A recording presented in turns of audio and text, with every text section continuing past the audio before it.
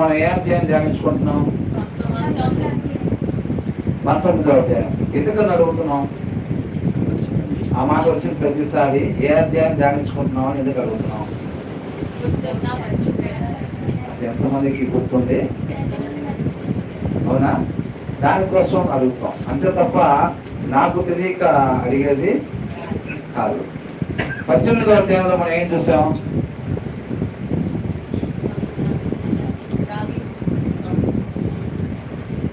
చెప్పండి.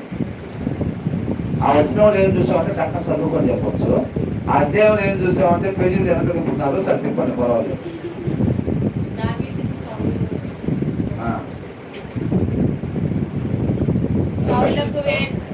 దావీదుకు 10,000 కొలదియో సౌలు 1000 కొలదియో అన్నప్పుడు సౌలుకు దావీదు మీద కోపం వచ్చి విసుగు చూస్తాడు. చూపిన తర్వాత సౌలు దావీదుకి తన పెద్ద కుమార్తె వివాహం చేస్తానని చెప్పి తన పెద్ద కుమార్తె వివాహం చేయడు. తర్వాత దావీదుని ఎలాగైనా చంపాలని చెప్పి ప్రయత్నించినప్పుడు ఫస్ట్ సారి ఛాన్స్ మిస్ అయిపోయింది. తర్వాత మళ్ళీ సెకండ్ సారి తన కుమార్తె ప్రేమిస్తుంది దావీదుని అని సౌలుకు తెలిసినప్పుడు సంతోషపడి మళ్ళీ నాకు దావీదును చంపాల్సిన ఛాన్స్ వచ్చింది అని చెప్పి మళ్ళీ సంతోషపడి మళ్ళీ దావీదుకి వర్తమానం ఇలా చెప్తాడు, ఇలా నా చిన్న కుమార్తె ఇలా నిన్ను ప్రేమిస్తుంది, చిన్న కుమార్తెకి ఇచ్చి నిన్ను వివాహం చేస్తాము అని చెప్పి చెప్తాడు.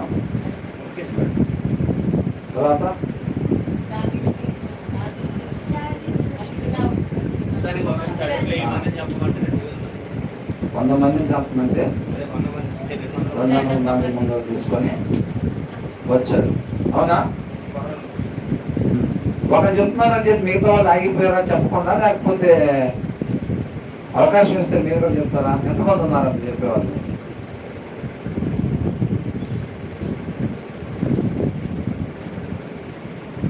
ఓకే, దేవునికి నమ్మకం కాక. ఇప్పుడు ఇలా అధ్యాయం ధ్యానించుకుంటూ వెళ్ళటం వల్ల ప్రయోజనం ఉందని ఎంతమంది అనుకుంటున్నారు? ఆ అధ్యాయం వరకు గుర్తుంటుంది, మిగతాది మళ్ళీ వెనకాలే పోతుందనే ఆలోచన ఉందా? ఇప్పుడు హన్నా గురించి మొదటి అధ్యాయంలో మనం ధ్యానించుకుంది సమయంలో హన్నా గురించి గుర్తుందా? గుర్తుంది కదా? దేవుడికి ఇచ్చిన మాట ప్రకారంగా దేవుని సన్నిధిలో ఆ మాట నిలబెట్టుకోవడం, సమయాన్ని దేవుని సన్నిధిలో విడిచిపెట్టడం, తర్వాత బాలుడైన సమయంలో ఎలాగా దేవుని సన్నిధిలో ఎదుగుతా ఉన్నాడు, వర్తిల్లుతా ఉన్నాడు మనం చూసాం. తర్వాత ఏది అనే దైవజనుడు, తర్వాత వాళ్ళ కుమారులు, తర్వాత సమయలు కుమారులు, తర్వాత వాళ్ళందరూ కూడా దేవుడిని తన రాజుగా తిరస్కరించడం, ఒక రాజు కావాలని వాళ్ళు అడగటం. అవునా? ఇది సమూయేలు గ్రంథంలో మనం ధ్యానించుకుంటూ వస్తున్నాం. ఇంతవరకు సౌలు ఏ రీతిగా ఆలోచన కలిగి ఉన్నాడు, ప్రవర్తన కలిగి ఉన్నాడు అనేది, దేవునితో నాటబడి ఉన్నాడా లేదా, ఎలాంటి సమాసం కలిగి ఉన్నాడు దేవునితో అనేది మనం చూసాం సమూయేలు గ్రంథంలో. సమూయేలు గ్రంథానికి ముందే ఉంది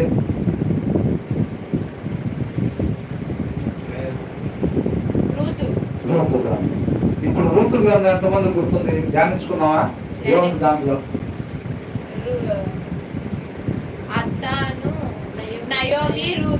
నయోమి, రూతు, బోయజు వాళ్ళు ఏ రీతిగా దేవుని ప్రేమ కలిగి ఉన్నారు. అవునా? దేవుని మహిమపరిచే సాక్ష్య జీవితం వాళ్ళు జీవించారు. వాళ్ళని పెంచిన తల్లిదండ్రులు ఎటువంటి రీతిగా వాళ్ళని పెంచారు, అంతే కదా?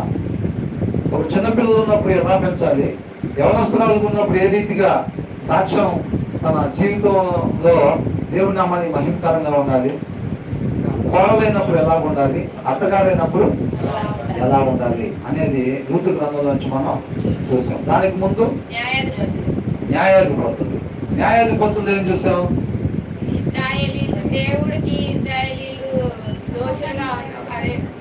దాని మొదలు ఎట్లాగా స్టార్ట్ అయింది? ఆ దినాల్లో రాజు లేడు కాబట్టి ఎవరు ఇష్టం వచ్చినట్టుగా వాళ్ళు ప్రవర్తిస్తూ ఉన్నారు అనేది దాంతో స్టార్ట్ అయింది. ఆ అధ్యాయాలు మొత్తం కూడా ఏమనుంది? న్యాయాధిపతులు మొత్తం ఇశ్రాయేలీయులను బానిసలకు అప్పచెప్పినప్పుడు మళ్ళీ న్యాయాధిపతిని నియమించుకొని దేవుడు వారిని బయటికి తీసుకురావడం. ఎవరు ఇష్టం వచ్చినట్టుగా వాళ్ళు ఉన్నప్పుడు దేవుడు వాళ్ళు నేర్చుకోవాల్సింది నేర్చుకునే దానికోసం వారిని ఎక్కడికి పంపిస్తున్నాడు? వాళ్ళ శత్రువుల దగ్గరికి పంపిస్తున్నాడు. ఆ శత్రువుల దగ్గరికి వెళ్ళిన తర్వాత వాళ్ళు నేర్చుకోవాల్సింది వాళ్ళు నేర్చుకున్న తర్వాత వాళ్ళు దేవుడిని మొరపెట్టుకున్నప్పుడు మళ్ళీ ఒక న్యాయాధిపతిని పంపించి మళ్ళీ వాళ్ళని తీసుకుని వస్తా ఉన్నారు. అదే రీతిగా మొత్తం జరుగుతూ ఉంది న్యాయాధిపతుల గ్రంథం మొత్తం. దానికి ముందు యెహోషువలో ఏం చూసాం? ఆ 9.5 గోత్రాలకి స్వాస్థ్యాన్ని ఎలాగా ఆ 7 రకాల జనాభా నుంచి అవునా ఆ పాలు తేళ్లు ప్రవహించే ఆ యొక్క ప్రదేశంలో ఏ రీతిగా వీళ్ళకి ఇజ్రాయేలీలకి స్వాధీనపరచడం మనం చూసాం. ఆ 9.5 గోత్రాలకి ఎవరు స్వాస్థ్యాన్ని వాళ్ళకి చక్కగా విభజించే స్థలం మొత్తాన్ని కూడా అప్పగించినట్టుగా మనం చూసాం. అంతే కదా? ఆ యోర్దాను నది దగ్గర నుంచి యెహోషువ స్టార్ట్ అయింది. దానికి ముందు ద్వితీయోపదేశ కాండంలో ఏం చూసాం? మరొకసారి మోషే తన వృద్ధాప్యం ఉంది, అక్కడి నుంచి మీరు వెళ్ళిన తర్వాత ఇక్కడి నుంచి ఇంతవరకు దేవుడు మీకు ఏ రీతిగా తోడుగా ఉన్నాడు, ఇక మీదట మీరు ఆ పాలు తేళ్లు ప్రవహించే దేశంలోకి వెళ్ళిన తర్వాత మీరు ఏ రీతిగా ఉండాలి అన్నది రెండవసారి ఉపదేశం చేసినాడు. ఓవరాల్ గా మొత్తం కూడా రెండోసారి ఉపదేశం చేశాడు. దానికి ముందు సంఖ్యాకాండం. ఇప్పుడు దానికి ముందు మనం ఆది కాలం నుంచి చూసుకుంటూ వస్తున్నాం కదా. అంటే మీరు ఇవన్నీ రూతు గ్రంథంలో ఏముంది, తర్వాత యెహోషువలో దానికి ముందు న్యాయాధిపతుల్లో ఏముంది, దానికి ముందు యెహోషువలో ఏముంది అంటే మీరు చెప్తున్నారా లేదా? దాని పేరు న్యాయాధిపతులు అని మనం తలంచుకోగానే ఆ సారాంశం మన మధ్యలో ఉంటుందా లేదా? రూతు గ్రంథం అనగానే మన మధ్యలో ఉంటుందా లేదా? యెహోషువ అనగానే ఉంటుందా లేదా? ద్వితీయోపదేశ కాండం అనగానే ఉంటుందా లేదా? కాబట్టి మనం ప్రస్తుతానికి మొదటి సమూయేలు గ్రంథం 19వ అధ్యాయంలో ఉన్నప్పటికీ కూడా మనకి ఇది మాత్రమే గుర్తుంటుంది. ఈ ఎన్నై మొత్తం పోయినాయేమో అని అనుకుంటే అవి పోయినాయా ఉన్నాయా? అవన్నీ కూడా ఉన్నాయి. అర్థమవుతుందండి? ఇప్పుడు అవన్నీ కూడా పోవు. గ్యాస్ ఇప్పుడు పెట్టాలండి, అవన్నీ కూడా పోవు. ఇప్పుడు ఒక లైబ్రరీలో బుక్స్ ఎట్లాగైతే చక్కగా నేను అవమానంలో అది చదువుతారో మన మైండ్ లో కూడా మొత్తం అంతగా స్టోరేజ్ అయి ఉంటుంది అనమాట. అర్థమవుతుందండి? ఆ సమయాన్ని బట్టి మనకు కావాల్సింది మన జీవితంలో ఆ పరిస్థితిని బట్టి ఏ రీతిగా మన వాక్యంలో ఎలా ఉంది, మనం ఇలా జీవించాలి అనేది జ్ఞాపకం చేసుకుంటాం. కాబట్టి వాక్యంలో ఎలా ఉంది అనేది ప్రతి ఒక్కటి అలమార్లో నుంచి మనం కావాల్సినవి తీసుకుంటూ ఉంటాం, వస్తూ ఉంటాయి. కాబట్టి మనం అంతకు ముందు ధ్యానించుకున్న ఏం కూడా వెళ్ళిపోవు. అర్థమవుతుందండి? ఏ రోజు ఆ రోజు ఒక అధ్యాయం చెప్తున్నారు, ఆ అధ్యాయం మాత్రం మాకు గుర్తుంటుంది, మిగతా అంతకు ముందు మరి పోయి ఉంటాయేమో. పోయినాయా? పోతే రూతు గ్రంథంలో ఏముందని అంటే తెలిసిందా? చెప్తారా? చెప్పలేరు. ద్వితీయోపదేశ కాండంలో ఏముందని చెప్తారా? చెప్పలేరు. కాబట్టి అవన్నీ కూడా పోలేదు.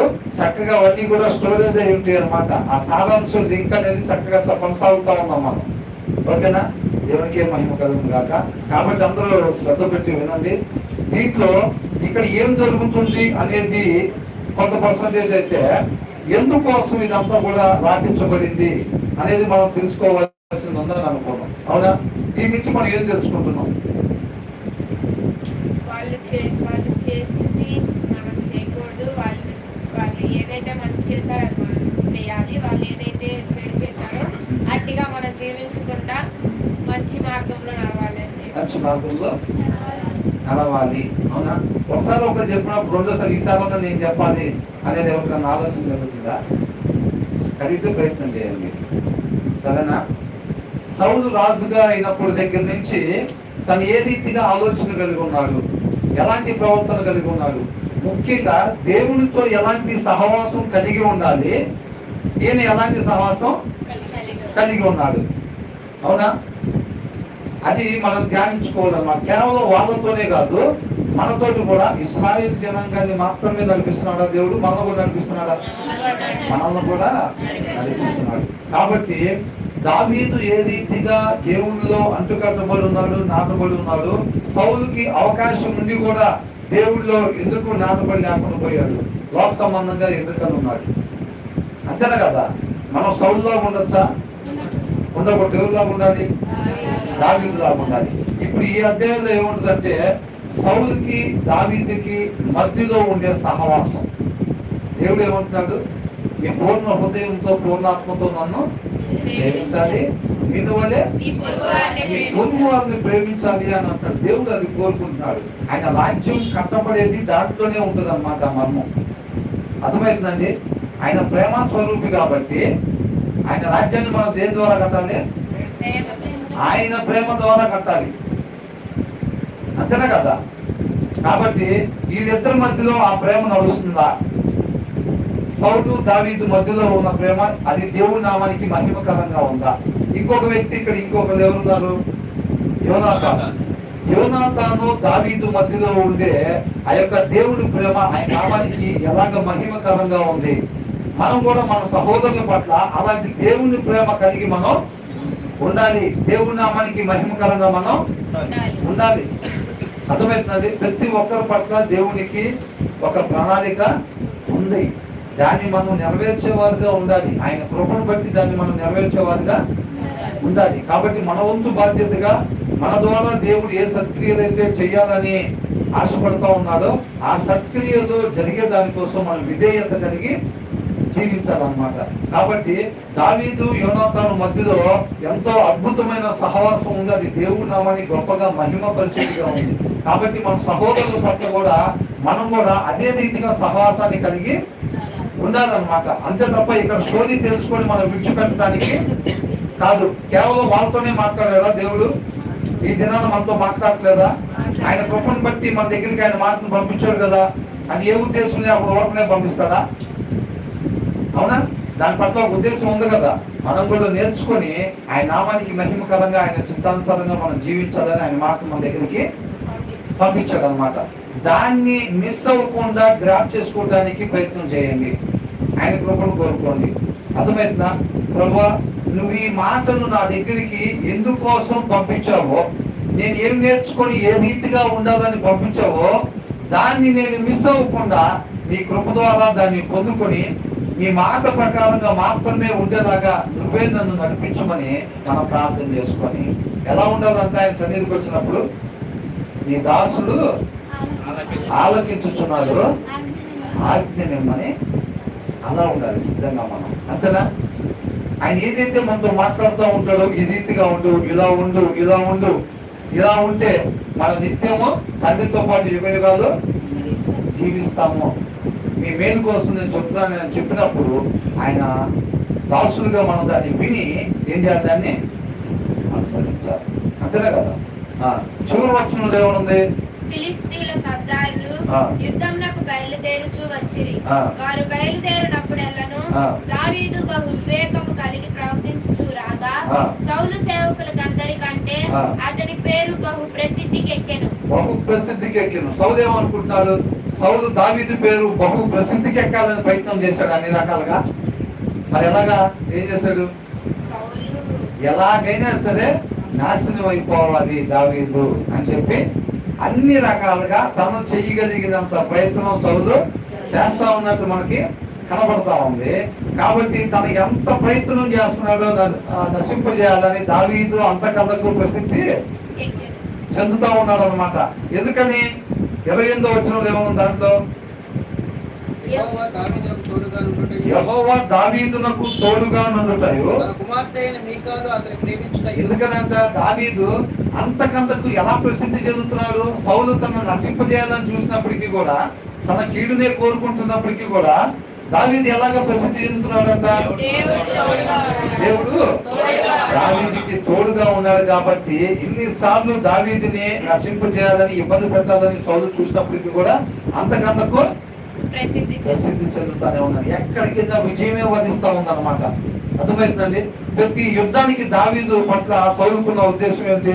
ఎక్కడ యుద్ధానికి పంపించినా దావీదు చచ్చిపోవాలి. ఈ యుద్ధంలో అయినా సరే చచ్చిపోతే బాగుండు అని చెప్పి అన్ని రకాలుగా ప్రయత్నం చేస్తా ఉన్నాడు అన్నమాట. అదేనా సహోదరుడి పట్ల ఉండాల్సింది? ఏ రీతికైనా సరే అవతల వాళ్ళు నశించిపోతే బాగుండు, అంతేనా? సౌలుకి ఒక భయం ఉంది. ఇది మొత్తం ఎందుకు జరుగుతుంది? సౌలు జీవితం మొత్తం నాశనం అవడానికి గల కారణం ఒకే ఒకటి, తనకున్నది పోయిద్దేమో అని. ఈ రోజుల్లో ప్రతి మనిషికి కూడా ఒక అభద్రతా భావం, దేవుడి మీద ఆనుకొని లేకపోతే ఆయన చూసుకుంటాడు నన్ను నా కుటుంబాన్ని ఆయన చూసుకుంటాడు అనే ఒక ధైర్యం లేకపోతే, ఆ ధైర్యం ఎక్కడి నుంచి వచ్చిందండి? ఆయనలో అంటుకట్టబడి ఉంటే, ఆయనతో సహవాసం ఉంటే. ఆ సహవాసం లేని వాళ్ళకి ఈ అభద్రతా భావం ఉండిద్ది అనమాట. ఇప్పుడున్న ఈ సుఖ సౌఖ్యాలు, ఈ సౌకర్యాలు, ఈ ఇల్లు వర్షంలో మనం తలవకున్నది, ఈ సౌకర్యాలు, ఈ ఆహారం, లేకపోతే ఈ సమృద్ధి, ఈ పిల్లల ఆరోగ్యం, ఇవన్నీ ఎప్పటికీ ఉంటాయో లేదో, రేపు దినాన్ని ఉంటాయో లేదో, వచ్చే సంవత్సరం ఉంటాయో లేదో, ఆ భయం అన్నమాట. సౌలుకి ఒకే ఒక్క భయంలో నుంచి వచ్చి ఏంటంటే, ఈ రాజ్యం తప్ప నా దగ్గర ఇంకా అతను ఏమి తీసుకోగలుగుతాడు? వాళ్ళు పాడారంట, ఏమని పాడారు? సౌలు వేల కొలది, దావీదు 10,000 కొలదని పాడినప్పుడు ఆయనకి అది ఇనుసొంపుగా లేదంట. ఎందుకు ఇనుసొంపుగా లేదనంటే ఈ ఒక్క భయం పట్టుకుందాం అనమాట. ఏమని? అతను రాజ్యం తప్ప నా దగ్గర నుంచి ఏం తీసుకోగలుగుతాడు? నాకన్నా ఒకవేళ ఇది హెచ్చరికగా పాడారు, పాడినంత మాత్రం నాకు వచ్చే నష్టం ఏంటని ఆలోచించుకున్నాడు. ఏమంటే ఈ రాజ్యం తప్ప నా దగ్గర ఏమి అతను తీసుకోగలుగుతాడు అని అనుకొని, ఆ రాజ్యం పోయిద్దేమో అన్న భయంలో నుంచి చేస్తున్న పనులు ఇవన్నీ కూడా. అర్థమవుతుందండి? తనకు తాను ఇప్పుడు దేవుడు ఇవ్వకుండా మనం ఏమైనా చేసుకోగలుగుతామా? అది ఎలా తెలిసింది? అన్ని ఆయనతో సహవాసం ఉండాలండి. ఇప్పుడు బైబిల్ దేవుడు ఏమని చెప్తున్నాడు? మీరు నా మాట ప్రకారంగా నడుచుకుంటే నిత్య జీవం కలిగి ఉంటారు. మీరు నా మాట ప్రకారంగా నడుచుకోవాలి అని అంటే దాంట్లో ఏముందో తెలియాలి. కాబట్టి మీరు ప్రతినిత్యం మీరు బతికినంత కాలంలో వాక్యాన్ని ధ్యానిస్తూ ఉండాలి అని అంటాడు. ధ్యానించడం అంటే ఏంటి? వాక్యాన్ని ధ్యానించడం అంటే దేవునితో సహవాసం చేయటం. అర్థమవుతుందండి? వాక్యాన్ని ఎందుకు ధ్యానించాలి? అది దేవునితో సహవాసం చేయటం అన్నమాట. దాంట్లో నుంచి గుణలక్షణాలు మొత్తం కూడా మనలోకి వస్తాయి. అర్థమవుతుందండి? అప్పుడు మనం దాన్ని ధ్యానించేటప్పుడు ఇప్పుడు ఏమంటున్నారు మీరు? మేము సౌలులాగా ఉండకూడదు, దావీదులాగా ఉండాలి అని అనిపిస్తా ఉందా లేదా? అలా ఉండటం మన వల్ల అయిద్దా? మన వల్ల కాదు. ఎవరి వల్ల అయింది? వాక్యమై ఉన్న దేవుడి వల్లనే అది అయింది. ఆయన ఏమో ఆయన కృపను బట్టి ఇలా వచ్చి మన హృదయం తలుపు దగ్గర తడతా ఉన్నాడు. మనం ఏం చేయాలి అప్పుడు? దావీదులాగా నేను నిన్ను మహిమపరచడానికి నీ కృపతో నన్ను నడిపించుదేవా అని చెప్పి మన హృదయం అనే తలుపు తీసినప్పుడు ఆ వాక్యం మనలో ప్రవేశించి మన అవయవాల్లో ఉన్న పాపపు నియమాన్ని జయింపజేసి వాక్యాన్ని అనుసరించేటట్టుగా చేసింది. ఆ వాక్యం తప్ప ఈ భూమి మీద ఏది కూడా దేవుని మాట ప్రకారంగా నడిచేటట్టుగా మనల్ని నడిపించలేదు. అర్థమైందండి? అలా వాక్యం ప్రకారంగా ఆ వాక్యం మనం నడిపించింది కదా. నడిపించినప్పుడు ఏమైంది? దానివల్ల కలిగే ప్రయోజనం ఏంటి? నిత్య జీవానికి మనం వారసులం అవుతాం. నిత్యము జీవించేవారుగా ఉంటాం. ఆయన వద్దు అన్న పని చేయటం వల్ల నిత్యం జీవించే వాళ్ళు ఏం తెచ్చుకున్నారు? మరణాన్ని తెచ్చుకున్నారు. ఇక మీద యేసుక్రీస్తు వారు వచ్చి మనకి ఏం చూపించారు? తన ఇష్ట ప్రకారంగా కాకుండా దేవుడి మాట ప్రకారంగా జీవించడం వల్ల యేసుక్రీస్తు వారు చనిపోయి పునరుద్ధానుడై తిరిగి లేచి నిత్యము జీవించేవారుగా ఉన్నాడు. ఏది లేకపోతే నిత్యం జీవించడా? దేవుడే కదా యేసుక్రీస్తు. నేను అర్థం లేదు, మనిషిగా వచ్చిన తర్వాత అంటున్నాను. యేసుక్రీస్తు నార్మల్ గా ఒక మనిషిగా వచ్చిన తర్వాత కూడా నిత్య జీవాన్ని పొందుకున్నారు కదా. అవునా? పునరుద్ధానుడై తిరిగి లేచి తండ్రి యొక్క కుడిపార్శ్వన కూర్చొని ఉన్నారు కదా. ఇంకా ఆయనకు మరణం ఉందా? లేదు. మనలాంటి మనిషి అలా ఒక మరణం లేకుండా నిత్యము జీవించే వాడిగా ఉండడానికి అవకాశం ఉంది.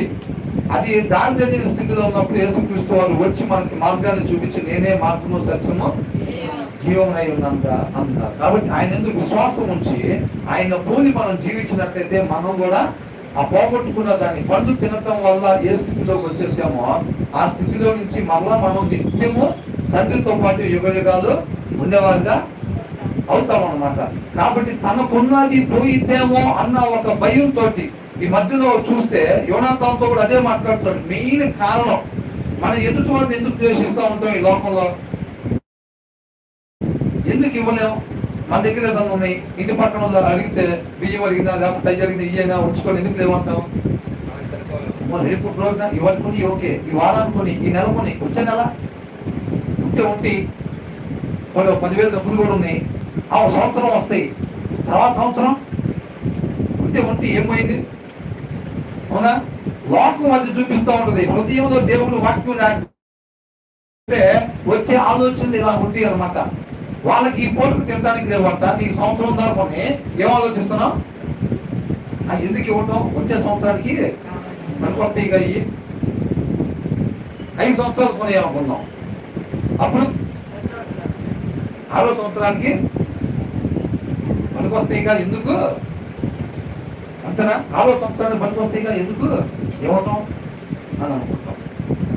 ఈయన అనుకుంటున్నాడు నాకన్నా ఎక్కువ మందిని చంపాడని ఇది పాడుతున్నారు, ఒకవేళ నన్ను తీసేసి రాజుగా ఈయన అవుతాడేమో, అవ్వకుండా చూడండి, ఈయన నశింపు చేస్తే నేనే రాజుగా ఉంటాను కదా, ఈయన నశింపు చేస్తే నేనే రాజుగా ఉంటాను కదా అని ఈయన అనుకుంటున్నాడు. ఒకవేళ రాజుని దావీదుని చేద్దామని దేవుడు ఆలోచన కలిగి ఉంటే ఈయన ఆపగలుగుతాడా? మరి ఈయన ఎందుకు తెలుసుకోలేకపోయాడు? ఈయన ఎందుకు తెలుసుకోలేకపోయాడు? అది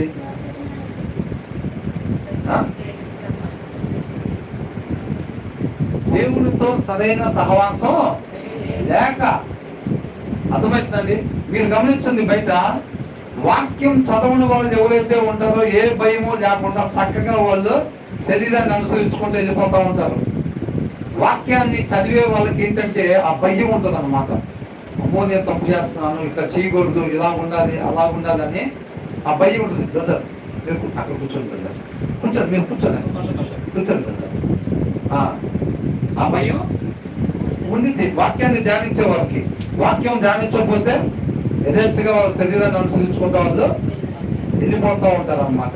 కాబట్టి సౌలుకి ఏంటంటే తన రాజ్యం తప్ప నా దగ్గర ఏమీ తీసుకోలేడు కదా, కాబట్టి నా నుంచి రాజ్యం పోగొట్టుకోకుండా నాకే రాజ్యం స్థిరపడి ఉండేటట్టుగా తన మరణానికి గుండేదని అనుకుంటున్నాడు. దేవుడు ఇష్టపడితే ఆపలేడు కదా. ఆ విషయం దేవుడితో సరైన సహవాసం లేకపోవడం వల్ల ఈయన గ్రహించుకోలేక దేవుని దగ్గర మనిషి తెలివితేటలు చూపిస్తా ఉన్నాడు. అనేక చోట్ల దేవుడు తనకి తోడుగా ఉండాలని ఇప్పుడు 12వ వచనం 18వ అధ్యాయం 12వ వచనం ఇంట్లో ఉంది. ఏమనుంది? యెహోవా నన్ను విడిచి దావీదునకు తోడైయుండుట చూచి సౌలు దావీదునకు భయపడెను. కాబట్టి సౌలు అతన్ని తన యొద్ద ఉండనీయక. ఇప్పుడు యెహోవా దావీదుకు తోడై ఉన్నాడని అంటే సౌలుని విడిచిపెట్టి దావీదుకు తోడుగా ఉన్నాడని తెలిసి ఏం చేస్తున్నాడంట? భయపడుతున్నాడంట. ఆయన చంపడం ఆలోచన మార్చుకుంటున్నాడా? ప్లాన్ మారుస్తున్నాడు అంతే. అయితే మనం చేయబడకూడదు ఆయన మీద, ఎందుకంటే దేవుడు ఆయనకు తోడుకున్నాడు కాబట్టి మనం చేయాల్సామంటే దేవుడు మన వైపు తిరుగుతాడేమో. కాబట్టి ఫిలిస్తీన్ చేయి వాళ్ళ మీద పడేటట్టుగా మనిషి జ్ఞానం ఉపయోగిస్తున్నాడు దేవుడి దగ్గర. అర్థమవుతుందండి? ఆ జ్ఞానం తను మోసం చేసుకునేటట్టుగా చేస్తుంది. అర్థమవుతుందా? మనం మెయిన్ ఈ బ్యాక్గ్రౌండ్ లోని సారాంశాన్ని మనం గ్రహించుకోవాలని, ఎదురు ఉన్న స్టోరీని వరకే మనం గ్రాప్ చేసుకుని వెళ్ళిపోతా ఉండి తర్వాత ఏం జరిగిందంటే మీరు చెప్పడం, తర్వాత ఏం జరిగిందంటే మీరు చెప్పడం, ఇది కాదు ముఖ్యం. దాని నుంచి మనం ఏం నేర్చుకున్నామో ఎలా ఉండాలి, ఇది ముఖ్యం అన్నమాట. దానికోసం దేవుడు ఆయన మాటలు మన దగ్గరికి పంపిస్తుంది. అవునా? ఇందాక సూర్య చెప్తా ఉన్నాడు, ఏమన్నాడు? ఫరో హృదయాన్ని ఎవరు మరి ఇద్దరు చెప్పారు. ఏమంటారు? ఫరో హృదయాన్ని కఠినపరిచాడు. ఎందుకోసం కఠినపరిచాడు? అక్కడి నుంచి బయటకు తీసుకొచ్చే ఉద్దేశం దేవుడుకున్నప్పుడు ఆ శక్తి సామర్థ్యాలు ఉన్నప్పుడు ఫస్ట్లోనే తేవచ్చు కదా.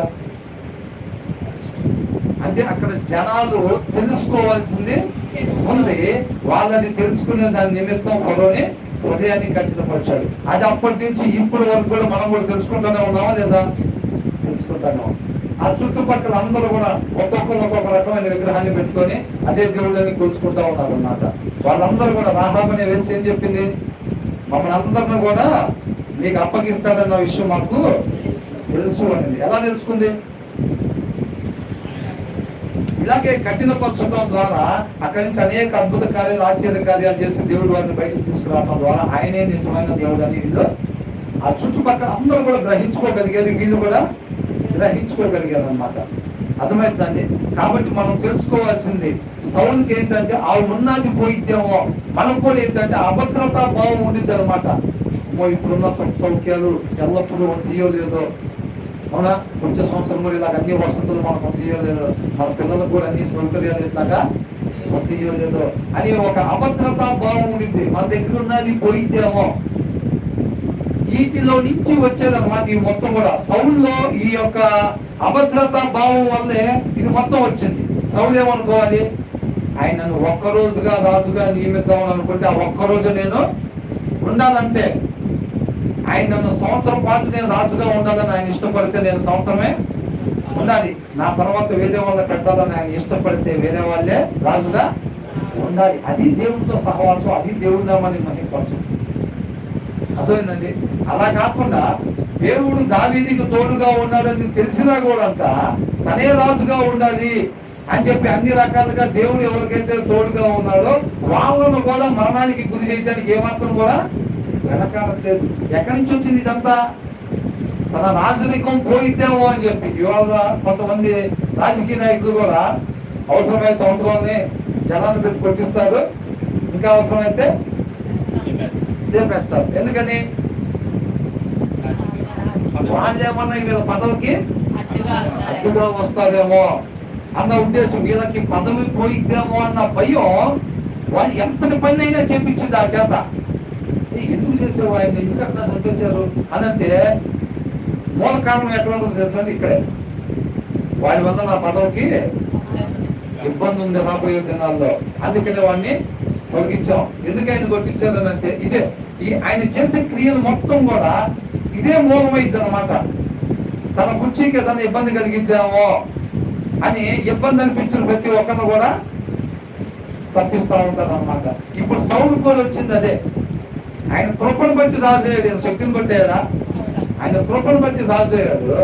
ఆ ఇచ్చిన రాజునికాన్ని ఆయన నామానికి మహిమకరంగా ఉపయోగించాలి. దేవుడు మనకి ఏది ఇచ్చినా ఆయన కృపను బట్టి మనం ఎలా ఉపయోగించాలి? అది ఆయన నామానికి మహిమకరంగా ఉపయోగించాలి. అది ఎప్పటికీ ఉంచుకుందాం మనం జాగ్రత్తగా, లేకపోతే మనం దాని వెనకాల దేవుడు నాకు రాజుగా నన్ను నియమించడం వెనకాల ఉద్దేశం ఏంటి?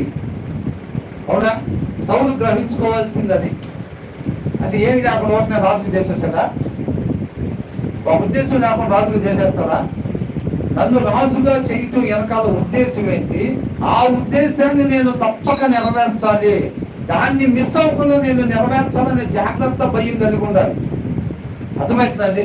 అసలు సౌలు అది కనపడిందా మనకి? సౌలు అదేమి కనపడాల. చాలా మంది మనుషులు ఏమనుకుంటారు, ఆ దేవుడు ఏదో పుట్టించాడు అట్లా అనుకున్నాడు, మనుషులు తయారు చేద్దామని అనుకున్నాడు, అట్లా తయారు చేశాడు అంతే. తర్వాత మన ఇష్టం. వాళ్ళ జీవితంలో, వాళ్ళ ఆలోచన విధానంలో నా సృష్టికర్తకి నా పట్ల ఒక ఉద్దేశం ఉంది, ఆ ఉద్దేశాన్ని నెరవేర్చాలని నన్ను సృష్టించారు అన్న ఆలోచన కనపడదు కొంతమంది జీవిస్తుంటే. ఆయనకి ఏదో ఒక ఆలోచన, దేవుడు ఎత్తున్నాడు లేకని ఆయనకు ఏదో ఒక ఆలోచన వచ్చింది, మనుషులు తయారు చేద్దామని. తయారు చేసి అట్లా వేసాడు అంతే భూమి మీద. తర్వాత మన ఇష్టం అని అనుకుంటారు. నన్ను ఒక ఉద్దేశం కొరకు దేవుడు సృష్టించాడు, దాని కొరకు నేను జీవించాలనే ఒక ఆలోచన వాళ్ళ జీవిత విధానాల్లో కనపడదు అసలు ఎక్కడ. ఎందుకు కనపడదు? వాళ్ళ ఆలోచనలు అది ఉండదు. అర్థమవుతుందండి? ఆయన పుట్టించాడు, ఇక మన పని ఏందో మన పొట్టకూడి కోసం, మన దానికోసం మనం తిప్పలు మనం పడాలి. బైబిల్ ఏమని రాస్తుందండి? మనం తినాల్సింది ఆయన చిత్తం నెరవేర్చేదానికి తినాలి. మనం గాలి పీల్చుకోవాల్సింది ఆయన చిత్తం నెరవేర్చుకోవడానికి. నీ ఆజ్ఞలు నీ కట్టడలు గైకొనుటకు నన్ను బ్రతికించుమని చెప్పి 119వ దావీదు కీర్తనలో 3-4 చోట్ల ఉన్నది. అర్థమవుతుందండి? నీ ఆజ్ఞలు నీ కట్టడలు గైకొనుటకే నన్ను బ్రతికించు. అందుకోసమే ప్రతి మనిషి బతికేది. ఏమనుకున్నాం? యెషయా గ్రంథం 43:7లో ప్రతి మనిషిని తన నామ మహిమ కొరకు సృష్టించుకున్నట్టుగా మనం చూస్తా ఉన్నాం. అంతేనా కదా? అందుకేనా? కాబట్టి మన జీవితంలో మనకు ఉండాల్సిన ఉద్దేశం ఏంటి? దేవుడు మనల్ని ఎందుకోసం సృష్టించాడో ఆ పని తప్పనిసరిగా మనం చెయ్యాలి అనే ఒక జాగ్రత్త మనం కలిగి ఉండాలి. అది మన వల్ల ఏ పని కాదు, కానీ ఆయన కృపని, ఆయన శక్తిని ఆశ్రయించినట్లయితే తప్పనిసరిగా ఆయన నామాన్ని గొప్పగా మహిమపరిచే సాక్ష్యపు జీవితం మనం జీవించేవారుగా ఉంటాము. దీని వెనకాల ఉన్న సారాంశం అది మిస్ అయ్యి స్టోరీ తెలుసుకున్నాం అనుకోండి, ప్రయోజనం ఏమీ లేదు. లూసిఫర్ లాగుంది వ్యవహారం. లూసిఫర్ అంటే ఎవరు? సాతాను. సాతానికి దురాశ పడచ్చా అని అంటే ఏం చెబుతాడు? పడకూడదు. బైబిల్ ఏం రాసి ఉంది? దేవుడు ఏం చెబుతున్నాడు? దురాశ పడచ్చు అని చెప్పాడా, పడకూడదని చెప్పాడా అంటే ఏం చెప్తాడు? పడకూడదనే చెప్పాడు అంటాడు. కానీ దురాశ పడ్డాడా లేదా? దేవుడు తన కృపను బట్టి ఇచ్చిన స్థానం కాకుండా దేవుడు స్థానమే కావాలని దురాశపడ్డాడు. దానివల్ల ఎక్కడికి? నిత్య నరకాగ్నిలోకి సిద్ధపాటై ఉన్నాడు. అంతేనండి. కాబట్టి దేవుడి నామానికి మహిమకరంగా జీవించేవారుగా ఉండాలి. ఆయన కృపను బట్టి మనల్ని పంపించింది. ఈ సౌలు ద్వారా మనం ఏం నేర్చుకోవాలో దాన్ని మిస్ కాకూడదు. అర్థమవుతుందండి. ఈ సౌలు జీవితం ఇది ముగిసిపోయి దావీదు రాజుగా వచ్చేసరికి మనం నేర్చుకోవాల్సింది నేర్చుకోకుండా మిస్ కాకూడదు. ఇంకొకటి ఏంటంటే కేవలం నేర్చుకోవటం కాదు, దేవుడు ఏ రీతిగా ఉండమని అది మనకు నేర్పిస్తున్నాడో ఆ రీతిగా ఉండేదాని కోసం ఉంచమని దేవుడి కృపని ఆశ్రయించాలి. ప్రభువా, నీవు నాతో మాట్లాడిన దాని ప్రకారం ఏ రీతిగా ఉండమని నువ్వు నాతో మాట్లాడేవో ఈ దినాన ఆ రీతిగా మాత్రమే నేను ఉండలాగా నీ కృపతో నీ శక్తి ద్వారా నువ్వే మమ్మల్ని నడిపించమని ప్రార్థన చేసుకోవాలి. తెలుసుకోవటం కాదండి. అర్థమవుతుందండి. అది ఒక ఎత్తు అయితే, ఇప్పుడు వాక్యం చదువుతాం, దాంట్లో ఏముందో తెలిసింది, దాని ప్రకారంగా ఉండాలని ఆశపడి ఉండాలని అంటున్నాడు. ఆశపడ్డ ప్రాణాన్ని నేను తృప్తిపరుస్తానని అంటున్నాడు. అది ఆయన చేయాల్సిన పని. కాబట్టి మనం ఏం చేయాలి? వాక్యాన్ని అనుసరించాలంటే ఆయన కృపని కోరుకోవాలి. నీ శక్తి ద్వారా, నీ కృప ద్వారా నాయన నీ మాట ప్రకారంగా మాత్రమే నేను, నా కుటుంబము, నా కాలనీ వాసులు, సమస్త మానవాళి ఉండేటట్టుగా నడిపించుదేవా, అది నీ వలన మాత్రమే అయ్యింది నాయన అని చెప్పి మనం ప్రార్థన చేయాలి. నువ్వు చేయదేవా, ఒకవేళ నువ్వు బిజీగా ఉంటే నేనైనా చేసుకోగలుగుతాను, లేకపోతే మా ఊర్లో ఒక ఎమ్మెల్యే ఉన్నాడు, ఆయన చేత నేను చేయించుకుంటాను ఆ పని. ఎవరైనా చేస్తారా? ఎమ్మెల్యేలు చేస్తారా? ముఖ్యమంత్రి చేస్తారా? ప్రధానమంత్రి చేస్తాడా? మన వాక్యాన్ని అనుసరించేటట్టుగా ఆయన కూడా చేయాల్సిన ప్రార్థన ఇదే. ప్రధానమంత్రి కూడా ఏ ప్రార్థన చేసుకుంటే ఆయన కూడా రక్షింపబడతాడు. ఆయన కోసం మనం అయితే ప్రార్థన చేయాలి. అది ఏ క్యాస్ట్ అయినప్పటికీ, ఆయన ఎలాంటి అయినప్పటికీ కూడా ఆయన గురించి విజ్ఞాపన చేయాల్సిన బాధ్యత మన మీద ఉందా లేదా? ఖచ్చితంగా ఉంది. ఈ లోకానికి మనం ఏమై ఉన్నామంట? వెలుగై ఉన్నాం, పై ఉన్నాం అన్నమాట. అర్థమవుతుందా? వెలుగంటే ఏంటి? వాక్యం. అవునా? వాక్యం ప్రాక్టికల్ గా చెప్పాలంటే వెలుగులో ఉన్నామని ఎప్పుడు తెలిసింది? మొదటి పత్రిక నుంచి నేను వెలుగులో ఉన్నానని చెప్పుకునేవాడంతా తన సహోదరుని ఎవరైతే దేవుడు మనం ఏ రీతిగా ప్రేమిస్తున్నాడో ఆ రీతిగా ప్రేమిస్తే మన సహోదరుని అప్పుడు మనం వెలుగులో ఉన్నవారు అంట. తన సహోదరుని ద్వేషించేవాడు ఎక్కడున్నాడంట? చీకట్లోనే ఉండి ఇంకా నేను వెలుగులో ఉన్నానని చెప్పుకుంటాడంట. వాళ్ళు ఎవరంట? అబద్ధికుడు అని ఉంది. మన సహోదరులంతా మనం ప్రేమించకుండా నేను వెలుగులో ఉన్నాను, నేను విశ్వాసం అండి, నేను యేసుక్రీస్తుని నమ్ముకున్నానని అంటే వాళ్ళు ఎవరంట? అబద్ధికులు అంట. అర్థమవుతుందండి. దేవుడు వెలుగై ఉన్నాడు, అవునా? అంటే ఆయన ఏం చేస్తున్నాడు? తన సహోదరుల్ని ప్రేమిస్తా ఉన్నాడు. అవసరమైతే వారి కోసం ప్రాణం పెట్టాడు.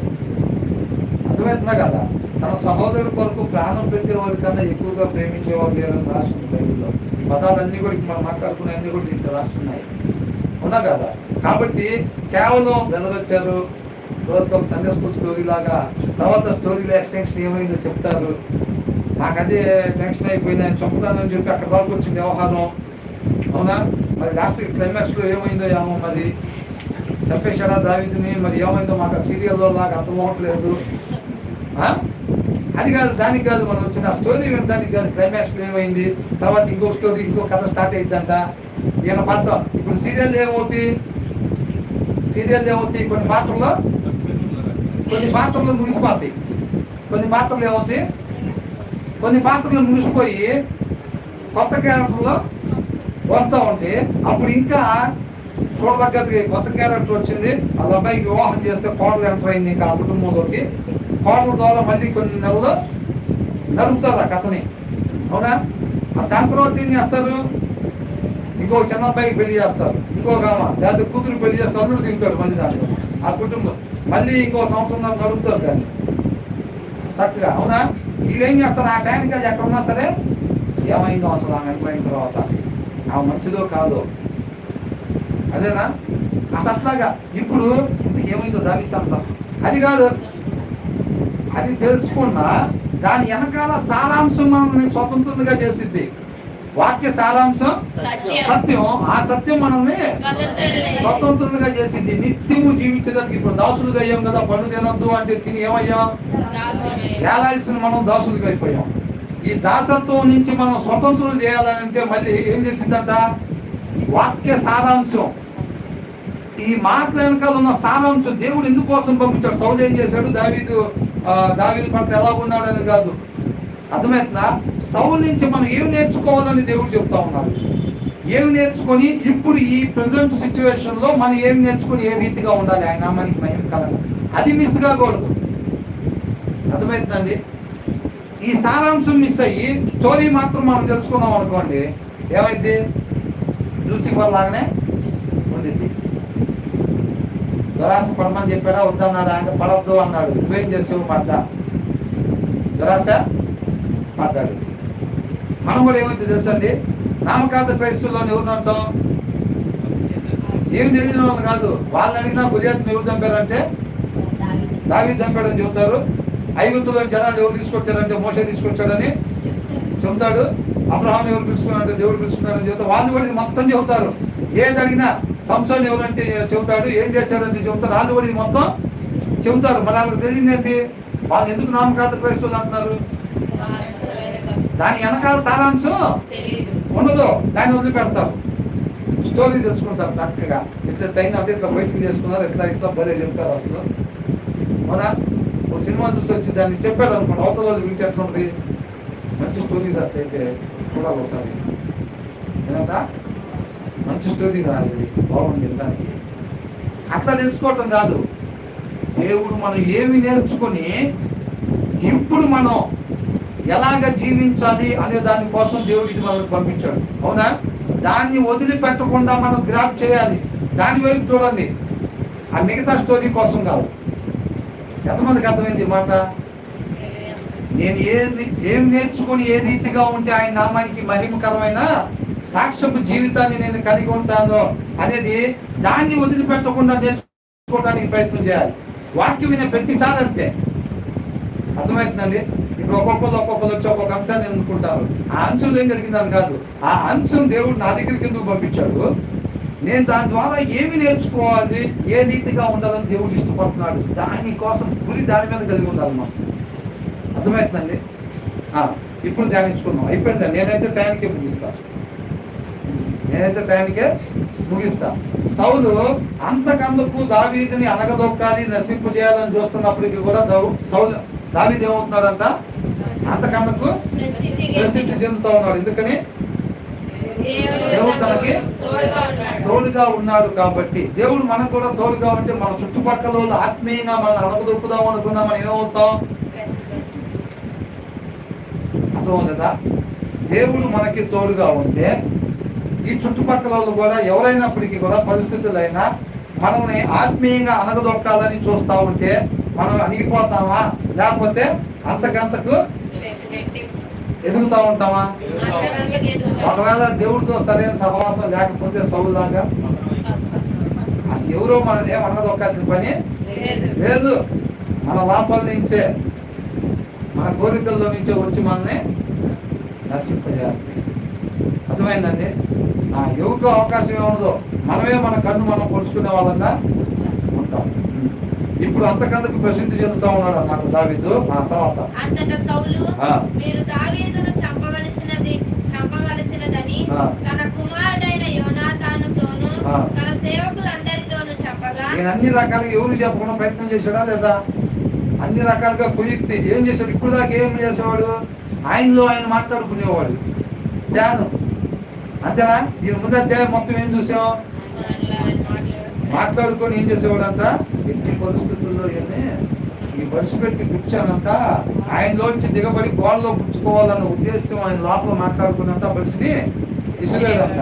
తర్వాత ఏం చేశాడు, పెద్ద కుమార్తెని ఇస్తే ఏం చేశాడంట, నా తరపున నువ్వు యుద్ధాలు చేస్తా ఉండాలి అని చెప్పాడు కదా. అట్లా యుద్ధానికి పోతే ఎక్కడో ఒక దగ్గర చచ్చిపోతాడని ఆలోచన తనలో తాను మాట్లాడుకొని ఆ మాట, దావీదా నా పెద్ద కుమారుని నీకు ఇస్తాను అన్నాడు. ఎక్కడ యుద్ధంలో చచ్చిపోలేదు. ఇక ఏం చేశాడు, ఇక ఆమె ఇచ్చి వివాహం చేయాల్సిన పరిస్థితి వచ్చినప్పుడు వేరే వాళ్ళకి ఇచ్చి చేసేసాడు. మళ్ళీ తర్వాత అనుకున్నాడంట, సంతోషపడ్డాడంట. వాళ్ళ కుమార్తె ఆయన మీద ఇష్టం కలిగి ఉన్నప్పుడు సంతోషపడ్డాడు. మళ్ళీ అవకాశం వచ్చింది మళ్ళీ చంపడానికి అని చెప్పి ఫిలిస్తీన్ చేత చంపించవచ్చు అని చెప్పి తనలో తాను మాట్లాడుకున్నట్టు మనం చూస్తా ఉన్నాం కదా. ఇక ఇప్పుడు ఏం చేస్తున్నాడు, అవన్నీ వర్కౌట్ అవ్వలేదు. ఇక మాత్రం ప్రసిద్ధి చెందుతాను. 100 మంది ముందోళ్ళు తీసుకోమంటే 200 మంది తీసుకొస్తున్నాడు. ఎందుకు, దేవుడు తోడుకున్నాడు. ఎక్కడికి పోయినా సక్సెస్ అవుతుంది. ఇంకేం చేస్తానంటే ఇక అందరూ బహిరంగంగానే చెప్తున్నాడు, ఇక ఆయన ఎంతకైనా చంపేసేయాలని చెప్పి వాళ్ళందరితో చెప్తున్నాడు. అంటే ఏమంటున్నాడు, అంతటా సౌలు మీరు దావీదును చంపవలసినదని తన కుమారుడైన యోనాతానుతోను తన సేవకులందరితోనూ చెప్పగా సౌలు కుమారుడైన యోనాతానును దావీదు యందు బహు ఇష్టము గలవాడై ఉండి, సౌలు కుమారుడైన యోనాతాను ఎప్పుడైతే అక్కడ ఉన్న జనాలతోటి యోనాతాను తోటి చెప్పాడో దావీదుని చంపాలి మీరందరూ కలిసి అని చెప్పాడు. మరి దావీదు సంగతి బాగా తెలిసిన వ్యక్తి ఉన్నారు అక్కడ. ఎవరు, యోనాతాను. ఇప్పుడు నిజంగా ఫిలిస్తీన్ని చంపమని సౌలు చెప్తే అర్థం చెప్తాడా యోనాతాను? వెళ్ళి వాళ్ళని చంపుతాడు, అవునా కదా. ఎందుకని, ఇశ్రాయేల్ మీద వ్యతిరేకంగా వచ్చిన వాళ్ళు దేవుడి మీదకే వ్యతిరేకంగా వచ్చినట్టు కాబట్టి వాళ్ళ మీద యుద్ధం చేయడానికి వెనకాడు. కానీ మంచి వ్యక్తిని చంపమని ఎప్పుడైతే చెప్పాడో ఏమంటున్నాడు, అప్పుడు సౌలు కుమారుడైన యోనాతాను దావీదు యందు బహు ఇష్టము గలవాడై ఉండి దావీదుతో ఇట్లా, నా తండ్రి అయిన సౌలు నిన్ను చంపవాలన్న ప్రయత్నము మీద ఉన్నాడు. కాబట్టి నీవు ఉదయమున జాగ్రత్త పడి రహస్యమైన స్థలమందు దాగి ఉండుము. అంటే చూసారా, అసలు వాస్తవానికి యోనాతాను ఎవరు వైపు ఉండాలి? వాక్ సంబంధంగా సౌలు వైపు, తండ్రి వైపే. తండ్రి ఏమన్నా తక్కువ చేశాడా?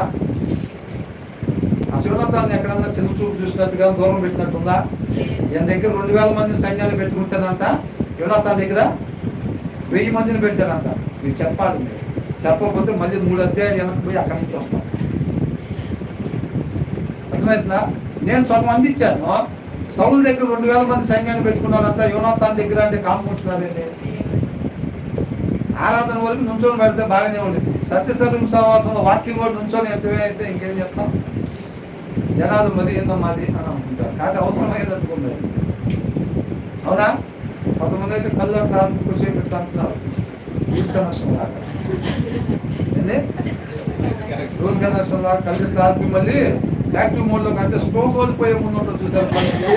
అట్లాగా నాకు చూపెడతా ఉన్నారు. అట్లాగా సరే, నన్నైతే విత్తనాలు నాటమని చెప్పాడు కాబట్టి బ్రదర్ ద్వారా దేవుడు నేను ఆ రీతిగా నా పని నేను చేసుకుంటా పోతమే. దున్నబడిన నేలగా ఎవరైతే సిద్ధపాటు చేసుకొని వాళ్ళ పొలాన్ని సిద్ధపాటు చేసుకొని ఉంటారో వాళ్ళకి మేలు కలిగి. ఆయన చేయాల్సిన పని ఏంటో తెలుసా, విత్తనాన్ని అక్కడికి పంపించటం. నా కృప లేకుండా ఒక దగ్గరికి నా మాట రాదని అన్నాడు. మనందరి మీద ఆయన కృప ఉంది కాబట్టి ఆయన విత్తనాన్ని మన దగ్గరికి పంపించాడు. మనం పొలాన్ని దున్నుకోకుండా పెడితే అక్కడ ఎంత ఆర్గానిక్ విత్తనాలు చేసినా ప్రయోజనం ఏమీ లేదు. అంతేగా, ఇప్పుడు బండ మీద ఎంత మంచి విత్తనం పడినా కానీ మురిసింది అది పొలంలో. హృదయ సిద్ధపాటు లేకుండా శుభ్రంగా 2 కూలీలు తీసుకొని వచ్చేసామనుకుని పొద్దున చేసేది ఏమీ లేదు. నీవు ఉదయమున జాగ్రత్త పడి రహస్యమైన స్థలమందు దాగి ఉండుము. నేను వచ్చి నీవు ఉన్న చేతిలో నా తండ్రి యొద్ద నిలిచి నిన్ను గూర్చి అతనితో మాట్లాడిన తరువాత నిన్ను గూర్చి నాకేమైనా తెలిసిన ఎడల దానిని నీతో తెలియజెప్పుదునని. యోనాతాను చూసారండి ఎట్లా ఉన్నాడు, అసలు ఎట్లా చదువుతుంటే అనిపించింది, అసలు ఎక్కడి నుంచి వచ్చింది ఇదంతా అనిపించింది. ఈ ఆలోచన విధానం, ఈ సహవాసం, ఇది మొత్తం దేవుడి నామాన్ని ఇంత గొప్పగా మహిపొచ్చింది కదా. అసలు ఎక్కడి నుంచి వచ్చింది ఇది? సౌలుకు పుట్టినాడంటే బేసిక్ ఎట్లా ఉంటాడు, సౌలు ఆలోచన ఎట్లుంటే, సౌలు ఎట్లా అంటాడైతే యోనాతాను మరి ఇట్లా ఎట్టొచ్చాడు? ఈ లోక సంబంధంగా కూడా బయట సీన్రా మీ నాన్నకి నీ కోరిక లేదు, మీ నాన్నకు లేని అలవాటు లేదు, ఈయన కొంచెం చెప్తాడు నాన్నకి అని జనరల్గా బయట అనుకుంటూ ఉంటారు. ఇప్పుడు ఏంటంట, యోనాతాను న్యాయం వైపే ఉంటున్నాడు. ఎందుకంటే ఆయనకి ఆధారం ఎవరు? దేవుడు. ఏమంటాడు యోనాతాను? ఎక్కడ సొంత నిర్ణయాలు చేసుకోడు. ఏమంటున్నాడు? మనం వాళ్ళ మీద యుద్ధానికి వెళ్దామా లేదా, దాడి చేద్దామా లేదా, ఫిలిష్తీన్ల కాపర్ల మీదకి మనం వెళ్ళి వాళ్ళకి అగపరుచుకుందాం, వాళ్ళు మన దగ్గరికి వస్తే కనుక మనం ఏమి అటాక్ చేయొద్దు, అక్కడే నిలబడదాము, మనం యుద్ధానికి వెళ్ళొద్దు అని దేవుడు సైన్. అది మనకి లేదు, మీరు నా దగ్గరికి రండి, మా దగ్గరికి రండి అని అన్నాడంటే దేవుడు వాళ్ళు మనకి అప్పగిస్తాడు అని అంటున్నాడు. అవునా? ఇప్పుడు దావీదుతో మాట్లాడేటప్పుడు కూడా దేవుడు ఏది చెబితే అదే చేయటానికి ఇష్టపాటు కలిగి యోనాతాను ఎనీ టైం సిద్ధంగా ఈ దాసుడు ఆలకిస్తున్నాడు. ఆయన అంటే కానీ తన జీవితం మొత్తం కూడా యోనాతాను ఉన్నట్టు మనకు కనపడతా ఉన్నమాట. అర్థమవుతుందండి? అసలు వాస్తవానికి సౌలుని సంతోషపెట్టాల్సిన వాడు వాక్ సంబంధంగా చూస్తే, కానీ ఆయన అన్యాయస్తుడిగా ఉన్నాడు కాబట్టి వాళ్ళ నాన్నకి ఇష్టం లేకపోయినా సరే న్యాయం దావీదు వైపు ఉంది కాబట్టి దావీదుకే తోడుగా ఉన్నాడు యోనాతాను. అర్థమవుతుందండి? మనం కూడా ఈ లోకంలో ఎప్పుడు నీతి న్యాయాలు దేవుని సింహాసనానికి చెప్పాలండి. నీతి న్యాయాలు దేవుడి సింహాసనానికి ఆధారాలుగా ఉన్నాయి కాబట్టి మనం ఎక్కడున్నా సరే న్యాయంగా నీతిగా ఉన్నాం. అబ్రహాం వాళ్ళ పిల్లలకి ఏం చెప్తాడంట? నా మాట నా మార్గాన్ని అనుసరించి నీతి న్యాయముగా అనుసరించి నడుచుకోమని తన పిల్లలకి తను చెబుతాడని నాకు తెలుసు కాబట్టి అని అన్నాడు. అర్థమైందండి? అబ్రహాం గురించి దేవుడు చెప్పిన సాక్ష్యం. మనం కూడా అదే మనవాడు, వాడి బయట వాడు, అది క్రిస్టియన్స్, వీళ్ళు అట్లని కాదు. మనం చూడాల్సింది ఒకటే, మన జీవిత విధానం ఏం కావాలి? వాక్యాన్ని అనుసరించటమే మా జీవిత విధానం. అంతే. అది మనవాడా, బయటోడా, వీడా, వాడా, ఇవన్నీ మనకి అనవసరం. న్యాయం ఏదైతే దాని ప్రకారంగా మనం ఉండాలంతే. ఒకవేళ తప్పు మనోడు చేసినా సరే ఏం చేయాలి? న్యాయం వైపే మనం ఉండాలి. కాబట్టి ఏమంటున్నాడు? వెళ్ళి ఎవరితో చెప్పాడంట మాట? దావీదుతో చెప్పాడంట. నేను వెళ్ళి మా నాన్న దగ్గర వెళ్ళి మాట్లాడి వస్తాను, మా నాన్న వల్ల నీకు ఏదైనా హాని ఉండేటట్టయితే కనుక తెలుసుకొని వచ్చి నేను నీతో చెప్తాను అని అంటున్నాడు. యోనాతాను తన తండ్రి అయిన సౌలుతో దావీదును గురించి దయగా మాట్లాడి, నీ సేవకుడైన దావీదు నీ విషయంలో ఏ తప్పిదమును చేసిన వాడు కాక బహుమేలు చేసెను కనుక రాజా నీవు అతని విషయంలో ఏ పాపము చేయకుందువు గాక. అంతే కదా. ఇప్పుడు మంచోళ్ళను ఒకవేళ శిక్షిస్తే ఇప్పుడు సౌలు పాపం చేస్తున్నాడు అవుతాడు కదా. కాబట్టి ఆయన వల్ల నీకు అన్ని రకాలుగా మేలే జరిగింది కదా దావీదు వలన. మరి ఎందుకు దావీదును చంపమని చెప్తున్నావు అని చెప్పి దావీదు ఎందుకు దయగలిగి మాట్లాడాడంట యోనాతాను. అతడు ప్రాణమునకు తెగించి ఆ ఫిలిష్తీయుని చంపగా. ఎవరంట ఫిలిష్తీయుడు? గొలియాతు. బయట బాక్స్ పెట్టుకుంటున్నావుగా, బయట బాక్స్ పెడితే అక్కడి నుంచి బాగా పడతా. ఏంటంట? అతడు ప్రాణములు తెగించి ఆ ఫిలిష్తీయుని చంపగా యెహోవా ఇశ్రాయేలుకందరికి గొప్ప రక్షణ కలుగజేసెను. అది నీవే చూచి సంతోషించితివి కదా. నిష్కర్పణముగా ఎవరికండి? ఇప్పుడు వీళ్ళు పోయి గొలియాతును చంపితే తర్వాత వీళ్ళందరూ కూడా పోయి అటాక్ చేసి వాళ్ళందరినీ చంపారా లేదా? ఆకాశ పక్షులకు వాళ్ళ మాంసాన్ని ఆహారం చేస్తాడు, నా దేవుడు చెబుతున్నాడు, నా దేవుడి పేరుతో నేను వస్తున్నాను, యుద్ధం యెహోవాదే అని చెప్పి వెళ్ళాడు కదా. అది మొత్తం జరిగిందా లేదా? ఇక సైన్యం మొత్తం గెలిస్తే ఆ పేరు ఎవరికి? సౌలుకేగా, రాజుకేగా పేరు మొత్తం వచ్చేది, ఆ రాజ్యానికే కదా వచ్చేది. నువ్వు కూడా సంతోషించావు కదా. మరి అంత పేరు వస్తే వాస్తవానికి నువ్వు కూడా భయపడి కదా ఉడికావు గొలియాతును చూసి. అట్లాంటిది నీకు విజయం వధించింది కదా, మరి అది సంతోషపడ్డావు కదా అని అంటున్నాడు. నిష్కారణముగా దావీదును చంపి నిరపరాధి యొక్క ప్రాణమును తీసి నీవెందుకు పాపము చేయదు అని మనవి చేయగా. అట్లా చెప్పేవాళ్ళు లేరండి వాస్తవానికి. కొన్ని కుటుంబాల్లో అట్లా చెప్పేవాళ్ళు కూడా దేవుడి దారిని బతుకుతూ ఉంటారు. ఎలాగా కుటుంబం రక్షణ పొందుకునేది? ఒక్కరు కూడా నువ్వు సౌలుకు చూస్తే ఎట్లా కుమారుడు ఉన్నాడు అసలు ఎలా చెప్తున్నాడు చూడండి. అసలు ఏమంటున్నాడు? అది నీవే చూసి సంతోషించదు కదా. నిష్కారణముగా దావీదును అంటున్నాడు. అంటే చంపడానికి కారణం ఉందా? లేదు. ఆయన మరణానికి చెందాల్సిన కారణం ఏదన్నా ఉంటే నువ్వు చంపవచ్చు, దాంట్లో తప్పేదే కాదు. నీ దాకా రాని అసలు మేమే ఆయన్ని చంపుతాం. కానీ నిష్కారణముగా. ఇప్పుడు అంతకు ముందు కొన్ని చూస్తే ఆ రాజు పక్కన ఉండే వాళ్ళే కొంతమంది ఇద్దరు కలిసి లేదా ఒకళ్ళు కలిసి ఆ రాజును చంపి రాజు లేని వాళ్ళు చాలా మంది ఉన్నారు ఆ కాలాల్లో. అవునా? పోనీ దావీదుకి ఏమన్నా ఆలోచన ఉంటే, ఇప్పుడు వీళ్ళు వాడారు కదా, దావీదు 10,000 కొలదియో, సౌలు 1000 కొలదియో అని పాడారు కదా, వీళ్ళు పాడారు అది. అవునా? వీళ్ళు పాడినా ఎవరిని ఎదుర్కోవటానికి వచ్చారు వాళ్ళు? సౌలునే ఎదుర్కోవటానికి వచ్చారు వాళ్ళు. సౌలునే మహింపరచడానికి వచ్చారు వాళ్ళు. సౌలునే గొప్ప చేయడానికి వచ్చారు. నీ రాజ్యం గొప్పది, నువ్వు ఎప్పుడు బాగుండాలని చెప్పడానికి వాళ్ళు వచ్చారు. ఏం అపార్థం చేసుకున్నాడు?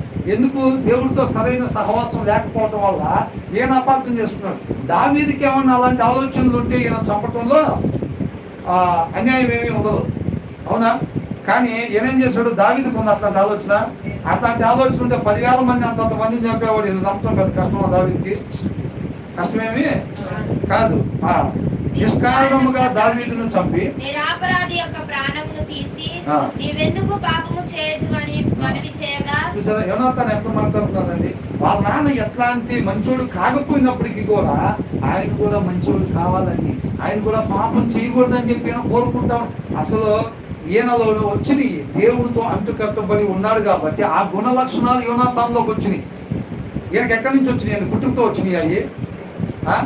ఒకవేళ పుట్టుకతో వాళ్ళ తల్లిదండ్రుల నుంచి ఒకవేళ అట్లాంటి గుణ లక్షణాలు వస్తాయి అయితే ఈయనకి ఏమి రావాలి? తండ్రి స్వభావం రావాలి. దావీదును వాళ్ళ ఆయన చెప్తే మిగతా వాళ్ళని ఎంతంటే తట్టుకుండాలి నిస్వార్థంగా. అవునా? అవునా కదా? మిగతా వాళ్ళందరినీ కూడా ఈయన ఇలాంటి పెట్టుకొని మనసులో పెట్టుకొని ఎంతంటే తట్టుకుండాలి. కానీ ఈయన ఎలాగున్నాడు? సౌల్లో ఉండే లక్షణాలు, ఆయన గుణం ఇది మొత్తం చూస్తే ఈయనలో ఉంటే చూస్తే ఎలా ఉన్నాయి? అసలు పూర్తి వ్యతిరేకంగా ఉన్నాయి. ఈయన చూస్తేనేమో పూర్తిగా లోకస్తుల్లాగా ఉన్నాడు సౌలు. యోనాతాను చూస్తేనేమో దేవుణ్ణి పోలి జీవిస్తున్నట్టుకున్నాడు. యోనాతానులో ఎవరు కనపడుతున్నాడు? యోనాతాను గురించి చదువుతుంటే నేను అంటలేదు వీళ్ళకి ఎక్కడి నుంచి వచ్చినాయి అనే ఆ డౌట్ వస్తుంది. అసలు ఎలాగా? యువతలో దావీదును చూస్తేనేమో దావీదుని ఎలా ప్రేమించాడంట? ముందు అధ్యాయంలో చూసాం. తనను తాను ఏ రీతిగా ప్రేమించుకున్నాడో దావీదుని ఆ రీతిగా ప్రేమించాడంట. అందుకని ఆయనతో నిబంధన చేశాడంట. అర్థమైందండి? మన సహోదరుని మనం ఎట్లా ప్రేమించాలంట?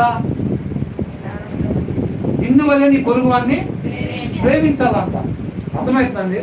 యోనాతాను తనను తాను ఎలా ప్రేమించుకున్నాడో దావీదును కూడా అలాగే ప్రేమించాడు. మంచోడైన దావీదుని అట్లాగే ప్రేమించాడు. చెడ్డవాడైన తన తండ్రి కూడా నువ్వు పాపం చేయకూడదని చెప్తున్నాడు. నువ్వు పాపం చేయకుండా ఉండాలి అని అంటున్నాడు. ఆయన మంచోడు అని చెప్పి చెప్తా ఉన్నాడు అన్నమాట. మనం ఎలా ఉండాలి అసలు బయట సొసైటీలో? యోనాతాన్ లాగా ఉండాలా లేదా? ఉండాలి. అని బ్రదర్ ఇందాక దావీదు లాగా అన్నారుగా, అంతకుముందు సమూయేలు లాగా అన్నారుగా బ్రదర్. ఇంతకు మేము వీళ్ళందరిలో ఎవరిలాగా ఉండాలి? డౌట్ ఏమైనా వచ్చింది ఎప్పుడైనా? సమూయేలు లాగా ఉండాలా? మీరు చెప్పాలి. ఇప్పుడు సమూయేలు లాగా ఉండాలా, అట్లాగా దావీదు లాగా ఉండాలా, యోనాతాన్ లాగా ఉండాలా? కరెక్ట్గా ఆలోచించుకొని చెప్పండి. మూడు సార్లు అవకాశం ఉంది.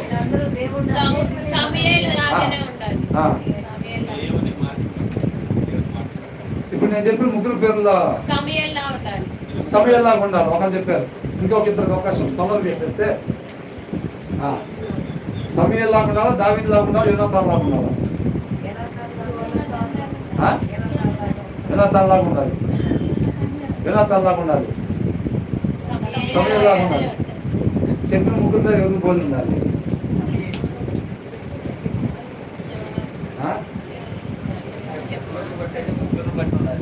ముగ్గురిని బట్టి ఇక్కడ ఒకరిని సమూయేలు లాగుంటే మన యోనాతాన్ లాగా ఉన్నట్టే, దావీదు లాగా ఉన్నట్టే.